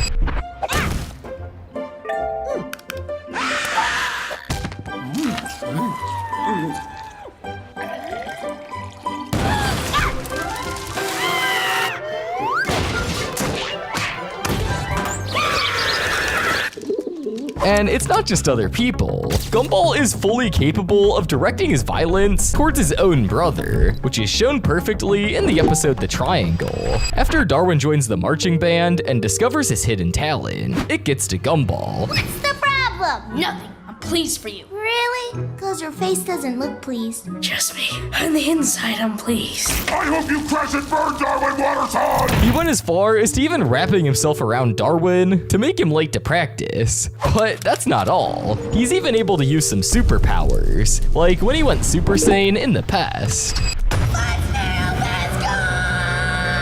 Along with that, he's able to use some video game physics, especially the Sonic run in multiple episodes. But in the end, he doesn't have a lot of raw power, so for that reason, he's stuck at 10% strength. But next, let's move on to the heavy hitters in Elmore Junior High. At 25% strength, we have Tina Rex. It should come as no surprise that Tina is strong, given that she's literally a T-Rex. Those things have the strongest bite force of any known terrestrial animal, and not to mention that Tina is a bully, being one of the meanest in school. That means that all of the strength is mainly used to induce fear in others, and this can be clearly seen in the fight, which starts with Tina bullying Gumball. I was hanging out with Tina. She taught me how to donate to charity. Who is this for again? Me. Then she helped me tear through my homework. And finally, we had lunch together. What should I try first? Lasagna. But when Anais tries to stand up for her brother, Tina forces him to meet her for a fight instead. So Gumball goes around asking for advice on how to stand up to her. But even Mr. Small doesn't seem to take even the mention of her name too well. Tina Rex. Tina Rex? Don't tell her you saw me. After being abandoned by everyone and with no good advice, Gumball faces off with Tina, who seems to take too much pleasure out of chasing Gumball around the school. Sorry.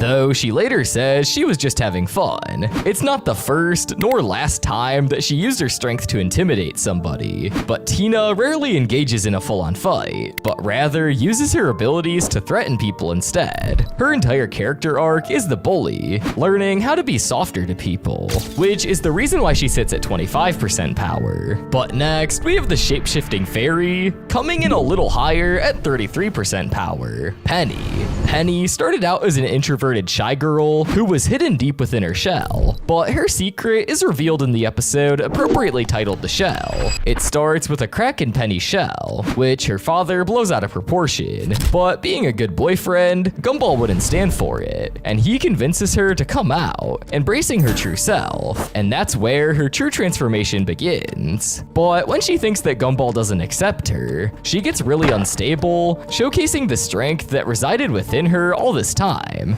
Gumball, stop trying. You said enough. Can anyone laugh? With the supernatural ability to change into anything, she feels like, and also inherits the abilities of any creature that she turns into. We don't actually get to see her in full swing yet, but judging from the possibilities, she can easily rival most of her classmates, especially if it's to protect the ones that she loves. Penny would stop at nothing, though she's not inherently dangerous. That's one girl you don't want to get on the bad side of. But we're still not at the end of the list, and as we'll see, things are about to get a whole lot worse. But before I continue, make sure to subscribe to see more Gumball content like this. But back to the video. Now let's crank it up a little bit to 41% power. And here I'm putting Masami Yoshida. Masami is the cloud daughter of Mr. Yoshida and Yuki Yoshida, a trained martial artist, on top of being the CEO of the Rainbow Factory, where a lot of the Elmore residents work at. She also has more cloud abilities. This includes raining, shooting lightning bolts, and causing a storm. She seems to have inherited her mother's anger, as the smallest things can set her off. This, combined with her sense of entitlement, means that she thinks she can get away with anything. And when she can't, she uses her powers to get her way. This can be clearly seen in the episode The Storm. In the cafeteria, nearly everyone is disgusted with Alan's relationship with Carmen, and Masami's ability to take everything to the extreme already shows through the cracks. You're so perfect. It makes me want to rain on your parade until you swell up, turn brown, and rot. I think everyone in that room can agree that Masami took it too far, but had she stopped herself at a simple verbal remark, I think it would have been fine. But we're talking about someone at 41% power here. Of course she wouldn't let it go that easy, and she makes Gumball do her dirty work. You know, Carmen's a pretty jealous girl. You could use that to get them back together. Of course! I'm gonna dress up as a girl and kiss Alan! I need a really believable name, though. How about Barbara? Or Shatanya? Oh, I know. Get out of here with your stupid idea! I meant I could go out with him. Oh yeah, that is a good idea. She even gives him a whole plan for him to execute her idea, but it obviously hurts Carmen deeply, and so when everyone bands together to confront her, that's when we see her powers in action. Too late for you, Carmen. Alan is mine. Please, Masami, I love him. I love him more. And he loves me. Can I just say something? No! You're mine! And the Cyclone seems to have powers of its own, as whoever is swept over has their body swapped with the people near them. She's also able to produce strong gusts of wind, enough to blow whole groups of people away. She calms down only when she finds out that Alan's disgusting, or in her words, a wet cheese ball. And the smallest things can set her off to become a storm. In the summoning, she did it as revenge for a bad yearbook photo. My revenge upon this school for the crimes committed against me in last year's yearbook! On top of this, she seems to be capable of a bit of magic, though the source of it isn't confirmed. But there are people with more power, no matter how angry she gets, so she has to stay at 41%. But next, we have someone who literally operates on video game physics, Ocho, coming in at 50% power. Ocho is the 8-bit spider with anger issues and game violence. This can be clearly seen in the episode The Phone. When Darwin gets addicted to Gumball's new phone, he tries to give their number to Ocho, and that's when we see our first taste of Ocho's anger. What are you doing? Not Ocho. What? Why not me? 'Cause you're nuts. What was that? Nothing.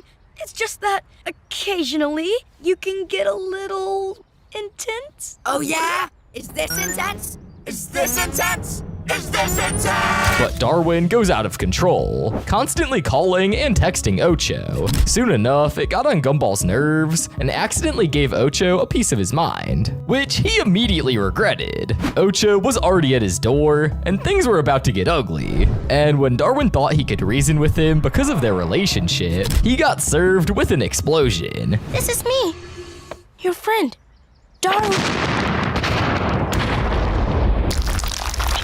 And then he just kept blasting them, video game style. But just like Tobias, his mother had to get involved to stop the madness. His anger was not unjustified though, as we find out Ocho's past in the score. After an anger episode that split the bus in half, Gumball and Darwin decide to help Ocho with anger management. Things don't start out well though. Instead of containing all that fury, you just, let it all out. This is a junkyard. You can break anything you want here.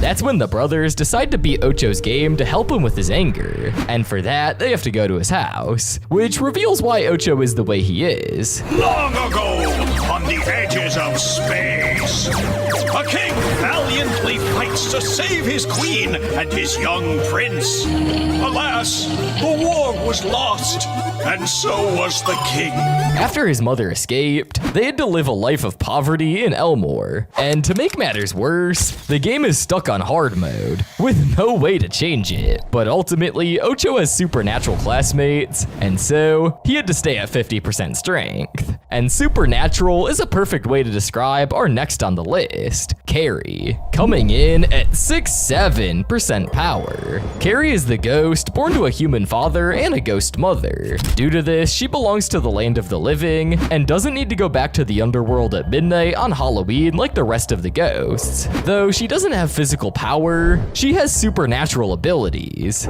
and a lot of them. The start of that list is body possession, as she uses Gumball's body on several occasions. She can also teleport and bring others along with her, as well as use telekinesis, with the ability to move things with their thoughts. But perhaps the biggest strength is witchcraft, with the ability to brew magical potions and cast spells. So whenever she gets mad, she is loaded with a lot of strength, which can be seen in the episode The Letter. Darwin had romantically written Carrie a letter, only for her to state that she hates affection of any sort, and she lets Gumball know this in a rather colorful way.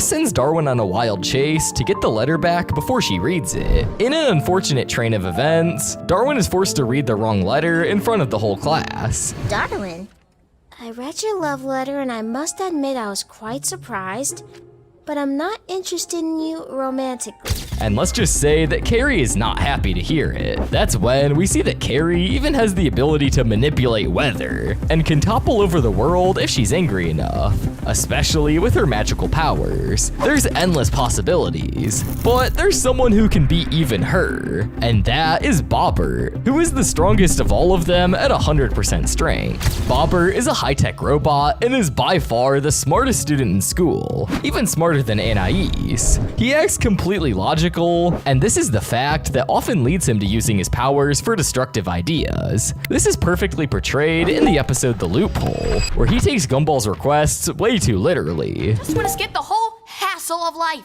You get it, right, Bobbert? Computing request. I just want to skip the whole hassle of life. Command integrated. Terminating Gumball's life. So Gumball and Darwin decide to help Bobbert out by coming up with a rule to not hurt anyone. But Bobbert keeps finding loopholes, which led to some interesting scenarios. You may not move at all to hurt anyone. Command integrated. Perfect. What did you do? Directive followed. I am emitting concentrated radioactive waves. Other instructions only bring out his more powerful features, including a multi-faced gun and lasers. As long as his instructions allow him, Bobbert doesn't seem to care about emotional distress or physical harm. It eventually spirals so much that he almost ends humanity. Compiling data. Primary threat to life on Earth detected. Mankind. He quite literally stops the world from going around. It takes Darwin finding a loophole in his own logic to stop Bobbert from ending the world as we know it. More of his powers are shown in the bet, where Bobbert literally makes Gumball his master and does some insane things. Following command. Bobbert, terminate Gumball. Oh yeah, delete that from your memory.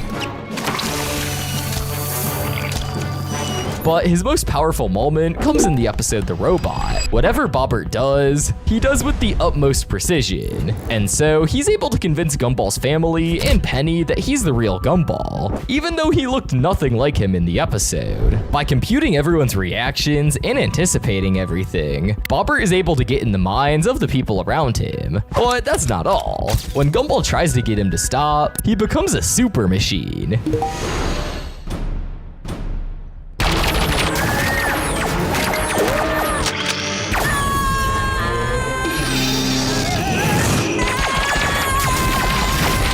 Even in hand-to-hand combat, Bobbert easily finishes Gumball in one blow. The only real weakness that he has is water, but even that was neglected in the Agent when he was turned into a submarine. With his intelligence, fast computing skills, and insane weapons, Bobbert could easily take on anyone in Elmore Junior High. With so much negativity on the internet, Gumball is a breath of fresh air, with nearly everything about the show being absolutely loved by fans. But there is one character in specific that not only ruins all the fun, but also perfectly embodies a Karen. I'm talking about none other than Felicity Parham. So I did what any sane person would do and watched through all of the episodes with her in it to find out why she's so hated by fans. And let's just say it's worse than I thought. Look, Mrs. Robinson came straight from the pits of hell, but her? No. I would gladly punch her in the face. Felicity Parham's first major role was in the episode called The Extras, and right off the bat, one thing is clear. It's very easy to get on her bad side. Mother, are we there now? No, not yet, darling. Mother, I'm bored. Will you not go faster? Yes, that sounds like a very good idea. Mother, are we there? Literally, the first time we get a good look at this lady, her part is to crash her car with her son inside. But unfortunately for us, things are about to get a whole lot worse, because we'll soon find out that she's a hypocrite of the highest order. I always knew he was a bad parent. His big, happy, fat, evil face, his sinister dimples, and those beady doe eyes. The episode that shows us just how far Felicity can go is one called The Law, and the trigger that sets off this whole series of unfortunate events is Gumball's toe, of all things. Really? Jaywalking right in front of the police? Isn't there any law left in this town? Huh? Well, if that's the way it is. Why should I pay for this ice cream, huh? Why don't I just help myself? Why don't I just take the whole darn truck? Why don't I just upset who I like? After that, Felicity doesn't know where to draw the line. She kept driving without a single care about what was in front of her. She went from a mom to a deranged sociopath in a matter of seconds. Her truck literally had to be flipped over for her to get out of it, and things got worse when she finally did. You should have done your job when you had the chance. One more step and the commissioner kicks his own bucket. Please don't. I have a wife and 3 nuggets to feed. Driving recklessly is one thing. At least no one got hurt. But blackmailing the police commissioner is a whole nother level of being entitled. After all of that, Donut Cop got to prove that he is cool, only for his next move to completely erase all the good he did. I'll do what any cool cop would do and let her off with a warning. Are you kidding me? That woman is a menace to society! So, we were so close to never seeing Felicity again, but because of that move, she lived to see another day, and for her next major role, she was about to get up close and personal. The episode The Egg would show Felicity in all of her Karen nature glory. It starts with Felicity deciding that a genius like Anais is the only kid suitable to be her son's friend, and so starts the most unlikely playdate. To suit Felicity's standards, Nicole even went the extra mile and forced her family to be classy for the event, but it doesn't have the start that Nicole hoped for. I don't believe you've met my family. It's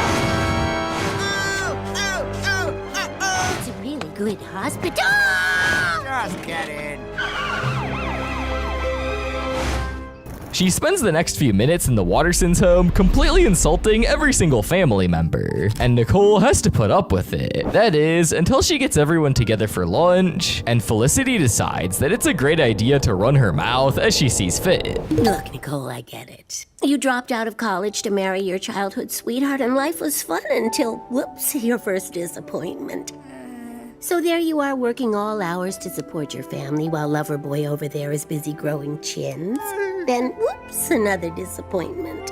Once she's done with that section of the rant, she goes on to explain that the entire family will never be good enough to reach her level of standard, which is insane, considering that she's literally standing in the middle, surrounded by the people that she's humiliating. And well, Nicole dished out exactly what the orange blob deserved. Fair enough. You want to see who I really am?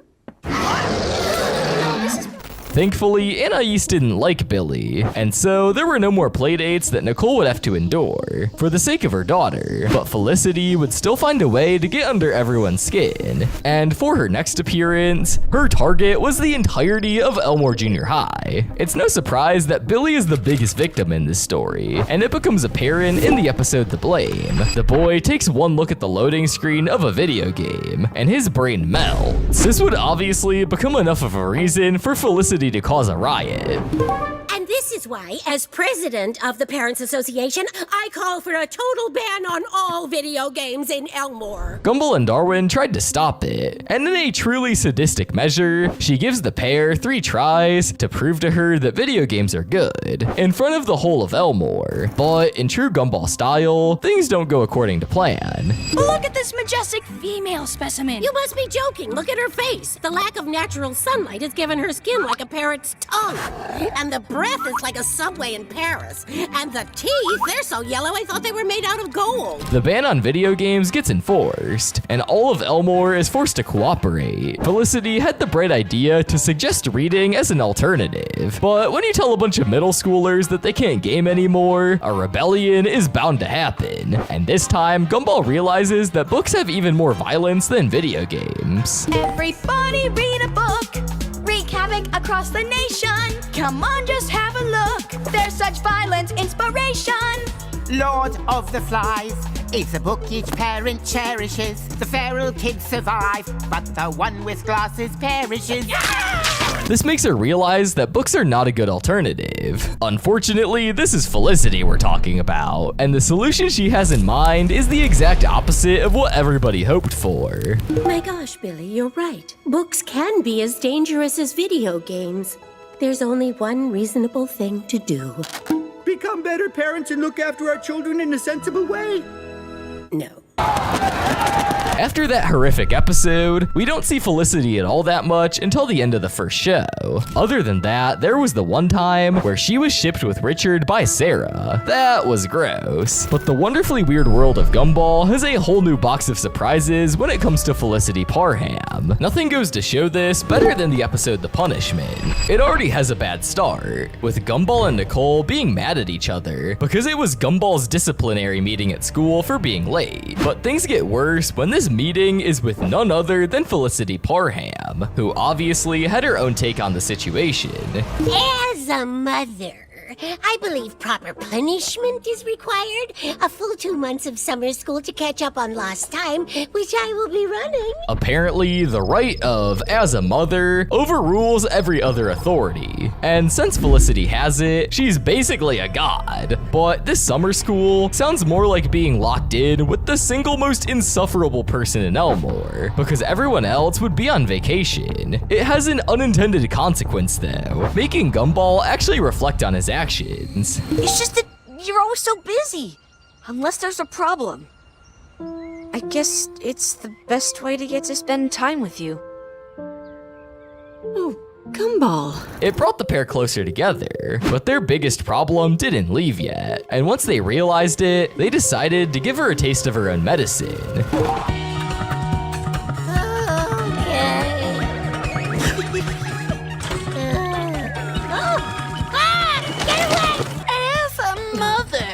Wait. As a mother. Sure enough, Felicity started losing her mind, because together, Gumball and Nicole are unstoppable. And with no proof that it was the duo, Felicity even gets arrested, this time for good. But things aren't over yet, because there's one episode that gives us a glimmer of hope for Felicity. But before I tell you what it is, make sure to subscribe or Felicity will come after you. Back to the video, there's one clip that almost made me sympathize with this orange blob, and it comes in the episode The Sonder. Darwin tries to help Gumball see things from other people's view, and some of them really do teach Gumball empathy. Wait! No, wait, please, no! I'll get you back, family, even if I have to beg, steal, and mostly steal! And when we get to Felicity, she seems to have a good reason to complain as she does. People who complain might just spend a lot of time being complained at.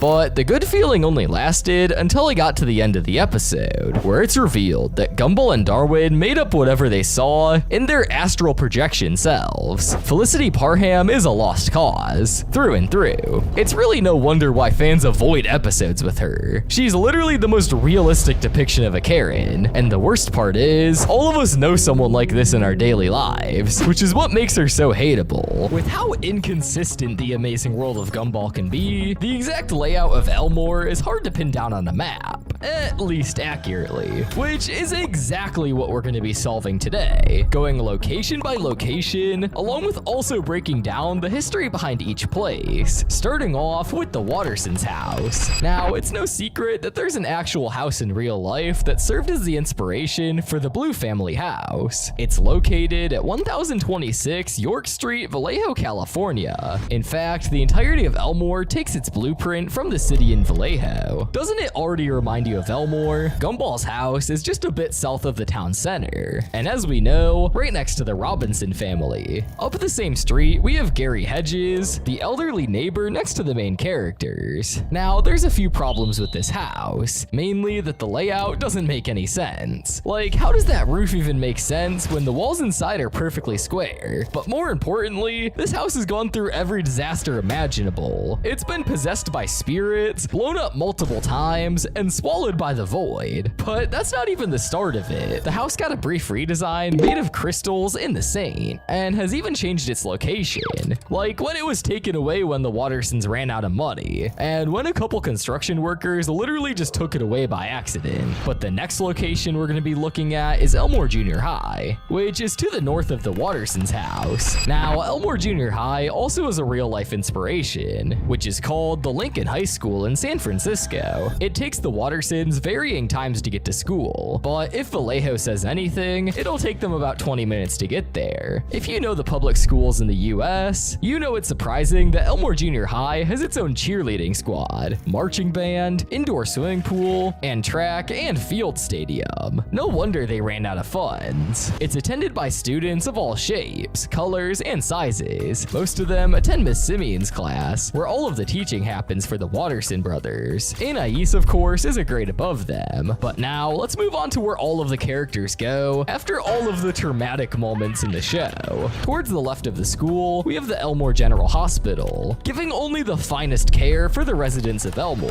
Whether you're a half-eaten toast or a cut-up banana, this place promises to turn all those frowns into smiles. But what happens here, to put it lightly, is quite the opposite. The staff here include a bunch of bandages and Dr. Butt. He first appears in the Goons, and Gumball mistook him for Richard's behind. I don't blame him. To top it all off, they clearly don't have enough people around to keep an eye on what's actually going on inside the hospital. Gumball and Darwin managed to conduct a whole operation on Alan in the episode The Traitor. All the hospital got to save Alan was one bandage guy looking in and then completely disappearing. This isn't even a one-time thing. Turns out, in the world of Elmore, if you come to the hospital for a problem, you're likely gonna leave with even more problems. It's just better not to come at all. But now, let's go to the more finer things that Elmore has to offer. Behind the fantastic hospital, we have all kinds of things that makes living fun. First, when it comes to food options in Elmore, there are many branches of Joyful Burger, and Larry works in every single one of them. There's also Lazy Larry, another restaurant with only one known location. Bobbert's store, where Bobberts are manufactured, is right behind Lazy Larry. It made a one-time appearance in the episode The Upgrade, but I don't know if I'd call it a store because the walls are literally white and there are no floors or ceilings in sight, and even Gumball and Darwin have a hard time navigating the place. Next to Bobbert's factory, we have Elmore Shopping for all your daily needs, or where Nicole realizes just how little she's paid. Why can't we just have one treat? Because it's the end of the month and I work a dead-end job where I get paid peanuts. That's not a figure of speech, by the way. Then why are we even here? This one is the Little Plaza location, and there's another one inside the Elmore Mall. It's your classic general store, at least when the Wattersons are not there. The Plaza location is also shared by other stores, especially a sports center for the health nuts, and Burger Burg right next to it to keep it in business. But back to Elmore Shopping, its major appearance was in the episode The Limit. Anais even laid out all of the marketing strategies in the store, but even her smarts couldn't save them from pushing Nicole too far, and what followed can only be called doomsday.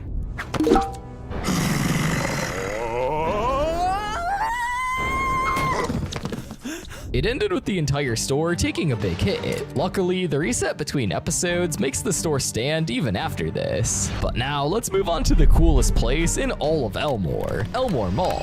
This is where all the residents of Elmore shop until they drop. From romantic dates to full-blown arch-nemesis wars, this place has seen it all. But before we get there, we need to park. And for that, the mall is a huge parking garage, complete with multiple levels. But even that doesn't guarantee that the Wattersons won't get into trouble. Anyways, inside the mall has a grand exterior, and like the garage, has multiple floors. The diners, where Gumball and Penny can be spotted having one of their cute dates. But there's also a branch of the Joyful Burger. For all general purposes, there's another branch of Elmore Shopping, along with a Ripley 2000 and Laser Video for all of the Wattersons' antics. There's even an arcade and a cinema to fuel them even more. And it's all run by poor Larry, who has to put up with all of it. There's a tattoo parlor, a salon, and a store for everything you can think of, from flowers to hardware. It's also where Sussie's family business, Sussie's Shoes, can be found. This mall has had a flash mob and has even witnessed Gumball naked, but most importantly, it was the site where Gumball and Rob had their biggest fight before the events of the Inquisition. The disaster was the first part of this saga, and it starts with Rob getting an all-powerful remote. It literally could make him time travel. And of course, course, he wasn't gonna let this opportunity go. Naturally, he decided to mess with his arch nemesis, Gumball, and his family. Soon enough, Rob finally revealed himself and the remote, and it led to a legendary fight, and the showrunners really decided to leave season 4 with Gumball pressing the rewind button. But in the next season, in the episode The Rerun, Gumball gets a second chance, and through his lovable nature, he convinces Rob to destroy the remote. And this is after his parents turned into babies, and his sister disappeared from existence at one point. But now we're moving on to where all of the work takes place, Elmore businesses. The other side of town, opposite to the Elmore Mall, is where almost everyone in Elmore works. There are 3 main businesses in Elmore: the Rainbow Factory, Chanex Inc., and Fitzgerald Co. That's not counting the coalition of really useful people company that Darwin wanted.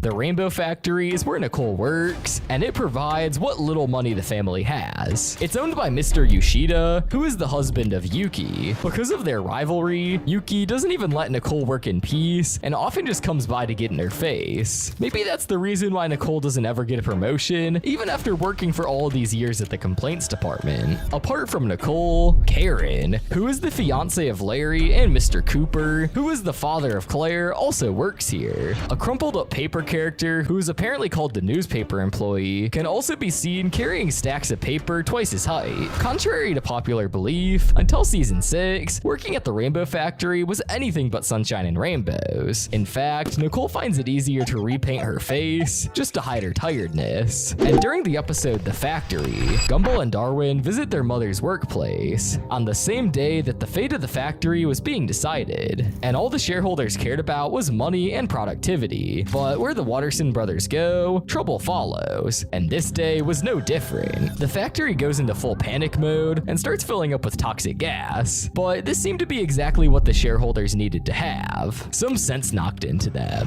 Gumball and Darwin became heroes for the workers of the Rainbow Factory, as color came back to everyone in the building. But one place that never got color was Charnax Inc. It's named after Mr. Charnax, who is an alter ego of Paperball, and the former owner of the company. What the company actually does, no one knows. But Rocky says that it's pure evil, as they cut down rainforest, contributed to pollution, invented boy bands, and according to Gumball, invented cheese puffs. In the episode The Founder, it reveals that the company is also a cable service provider. The building itself is several stories high, and people enter or exit through sliding glass doors, with the elevators being big enough to hold the Wattersons' car. In The Boss, the building's true personality came out. In addition to the conference room and waiting room, there is a compartment filled with so much paperwork that it's deep enough to cause a paper avalanche that can crush anyone who dares to pass by. The filing cabinets have life, and they've actually tried to crush Gumball, Darwin, and Rocky. The office of the owner is located at the highest level of the building, on the 99th floor. According to The Boss, Gumball, Darwin, and Rocky were the first people to ever make it there.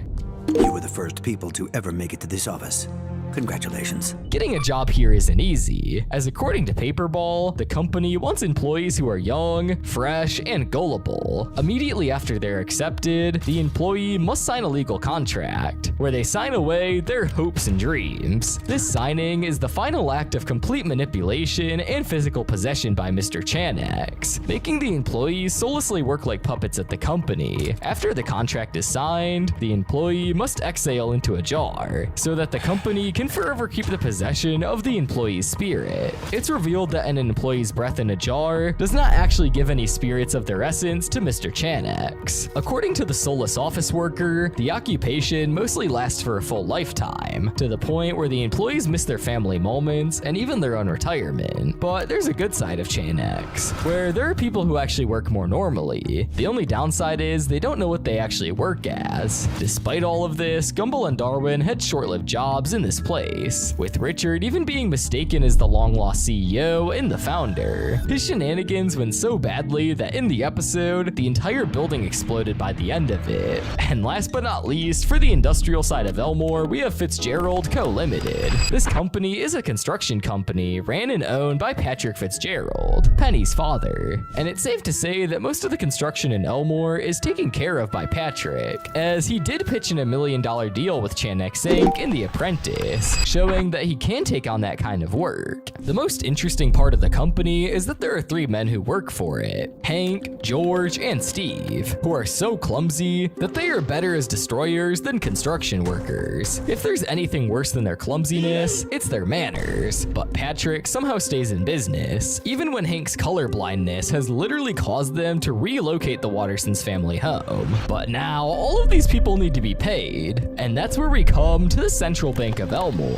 This bank actually has an address that's mentioned in the show, and it's located at 123 Swarks Avenue, as revealed in the heist. The real-life building is located in Washington, D.C. The Wattersons have both stopped robberies as well as committed them. While Nicole stopped a heist in The Fury, Richard went on the opposite end of the spectrum in the heist. The episode starts kinda innocent, with Richard getting stuck in a motorcycle helmet, but life must go on, and Richard somehow manages to drive a car to the Bank of Elmore. And there's no protocol for entering a high-security bank with a cool helmet, and Richard manages to literally walk out with brown bags filled with cash, and Larry gets arrested for all his trouble. After literally locking the town down, Richard comes to realize that he's stolen $2 million, and now they have to return it, Watterson style. In the end, Elmore's economy got cooked, but at least nobody was arrested. We're only halfway through our tour, and there's still a lot more interesting locations in town, with the Void literally in the middle of town, and the Forest of Doom still on the list. But before we get there, we need to move on to where people go when there's a certain family who keeps destroying the whole town, the City Hall. Every town needs one, and this City Hall is modeled after the Town Hall of Worthington in West Sussex, England. In the safety, there's a motto printed above the entrance reading Pro Salute Omenum, which in Latin means for the safety of all. Even though people tried coming here to complain to the mayor about the Wattersons, it didn't stop them even converting it into their own lair, like dictator Darwin did. The hall is famously featured in 2 episodes. First is in The Signature, where the family comes here to obtain a marriage license for the grandparents, so that Frankie wouldn't steal the family house. And the most important of all, it was featured in The Nuisance. It literally starts with an invitation for the family to the City Hall for a surprise. And boy, were they in for one. And that's what it took for the family to realize how much crime they've been committing. The family then tried to compensate for all of the damage by being unnaturally nice to everyone. But of course, it was bound to end in disaster. And this is the point where the mayor decided to reveal his evil plan. Whereas I wanted you out because you were bringing the price of the neighborhood down. That was a problem, you see, when I decided to sell the land to developers. But look at you now, you've become our new poster family. Maybe the City Hall was made to be an evil lair, but the good Wattersons stepped in, became their usual destroying selves, and restored peace. Now we can move on from all things business and move to the place that started it all, Elmore Local Park, which is right behind City Hall.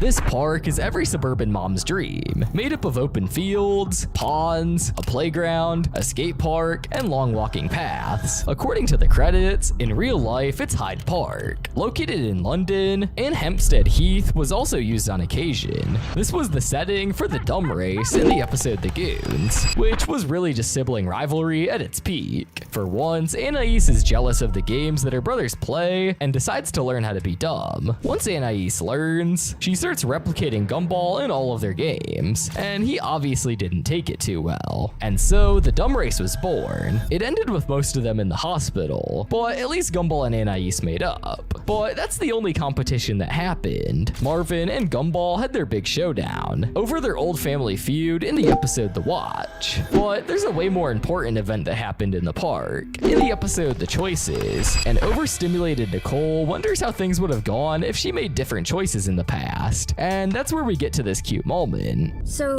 people will like me? But lots of people already like you. Really? Like who?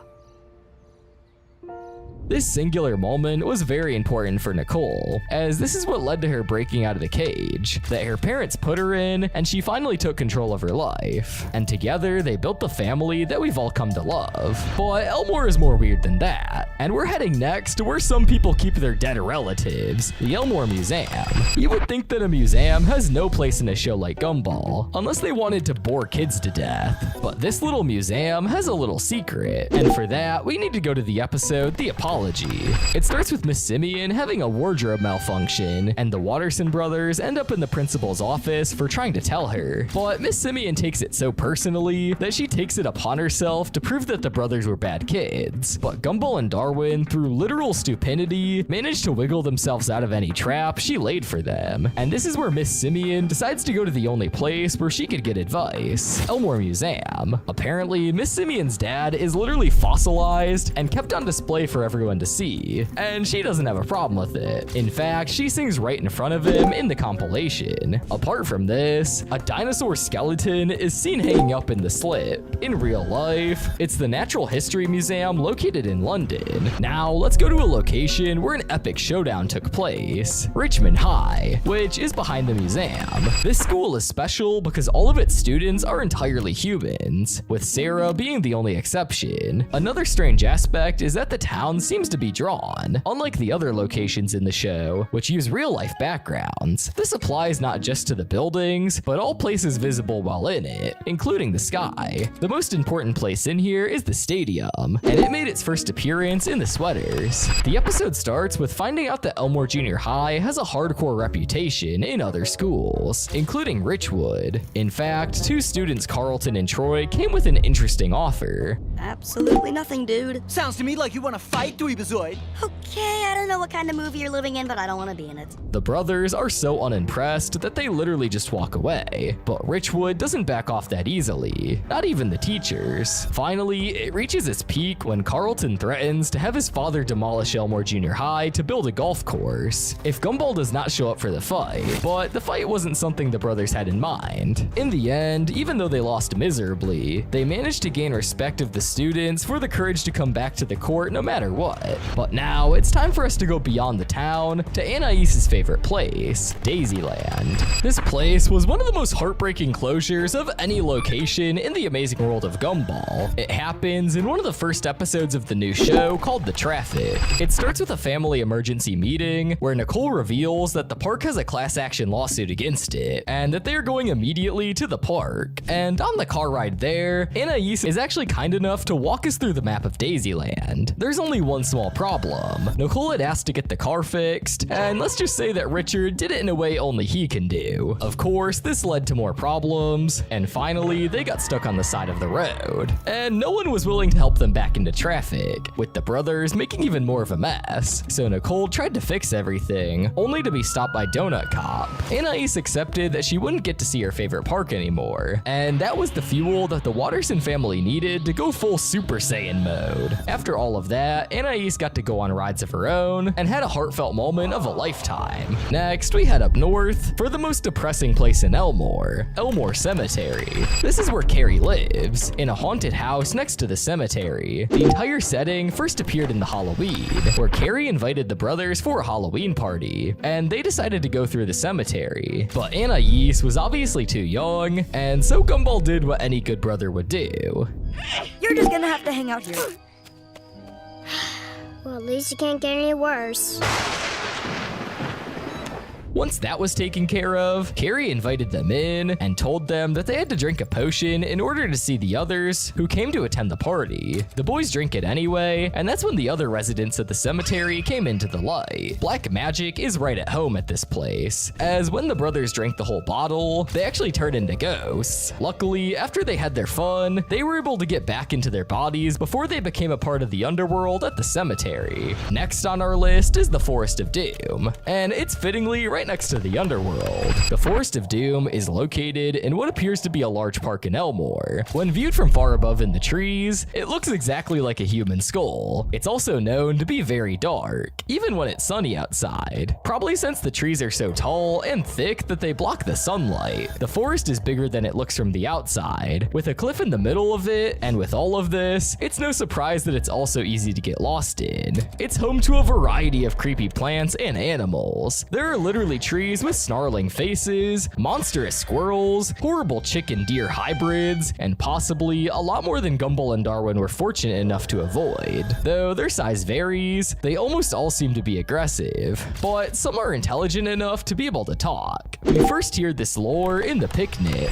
and it sounds like a scary story parents tell misbehaving kids. With that fatal mistake, now they're on their own to find the picnic area. And of course, they went through the forest. This is where Gumball and Darwin really understand what they got themselves into. After running around a bit, Darwin manages to calm down the predators to save Gumball, and somehow makes it back to the picnic area in one piece. The only family that doesn't seem scared to death about the place is the Fitzgeralds. Penny finds herself here more times than I can count, but she also turns into a dragon, so that probably helps things. Beyond this, you'll find the Elmore Zoo, where Larry once created a mutant, and the Elmore River. Towards the right of the river are the dry terrain we see in the Origins, when Darwin crosses them to get to Elmore, closely followed by the ocean. The only other place of interest is the junkyard, which is south of the town. The Elmore junkyard is where everyone throws their waste away and just forgets about it. It also has an incinerator in the middle for the waste to be slowly burned, but there's so much waste that it seems that the incinerator will never finish its job. For a junkyard, this place has a lot going on. For one, Tina Rex and her father live here, while Richard considers it the best place to get clothes. Here we are, the greatest department store in the world,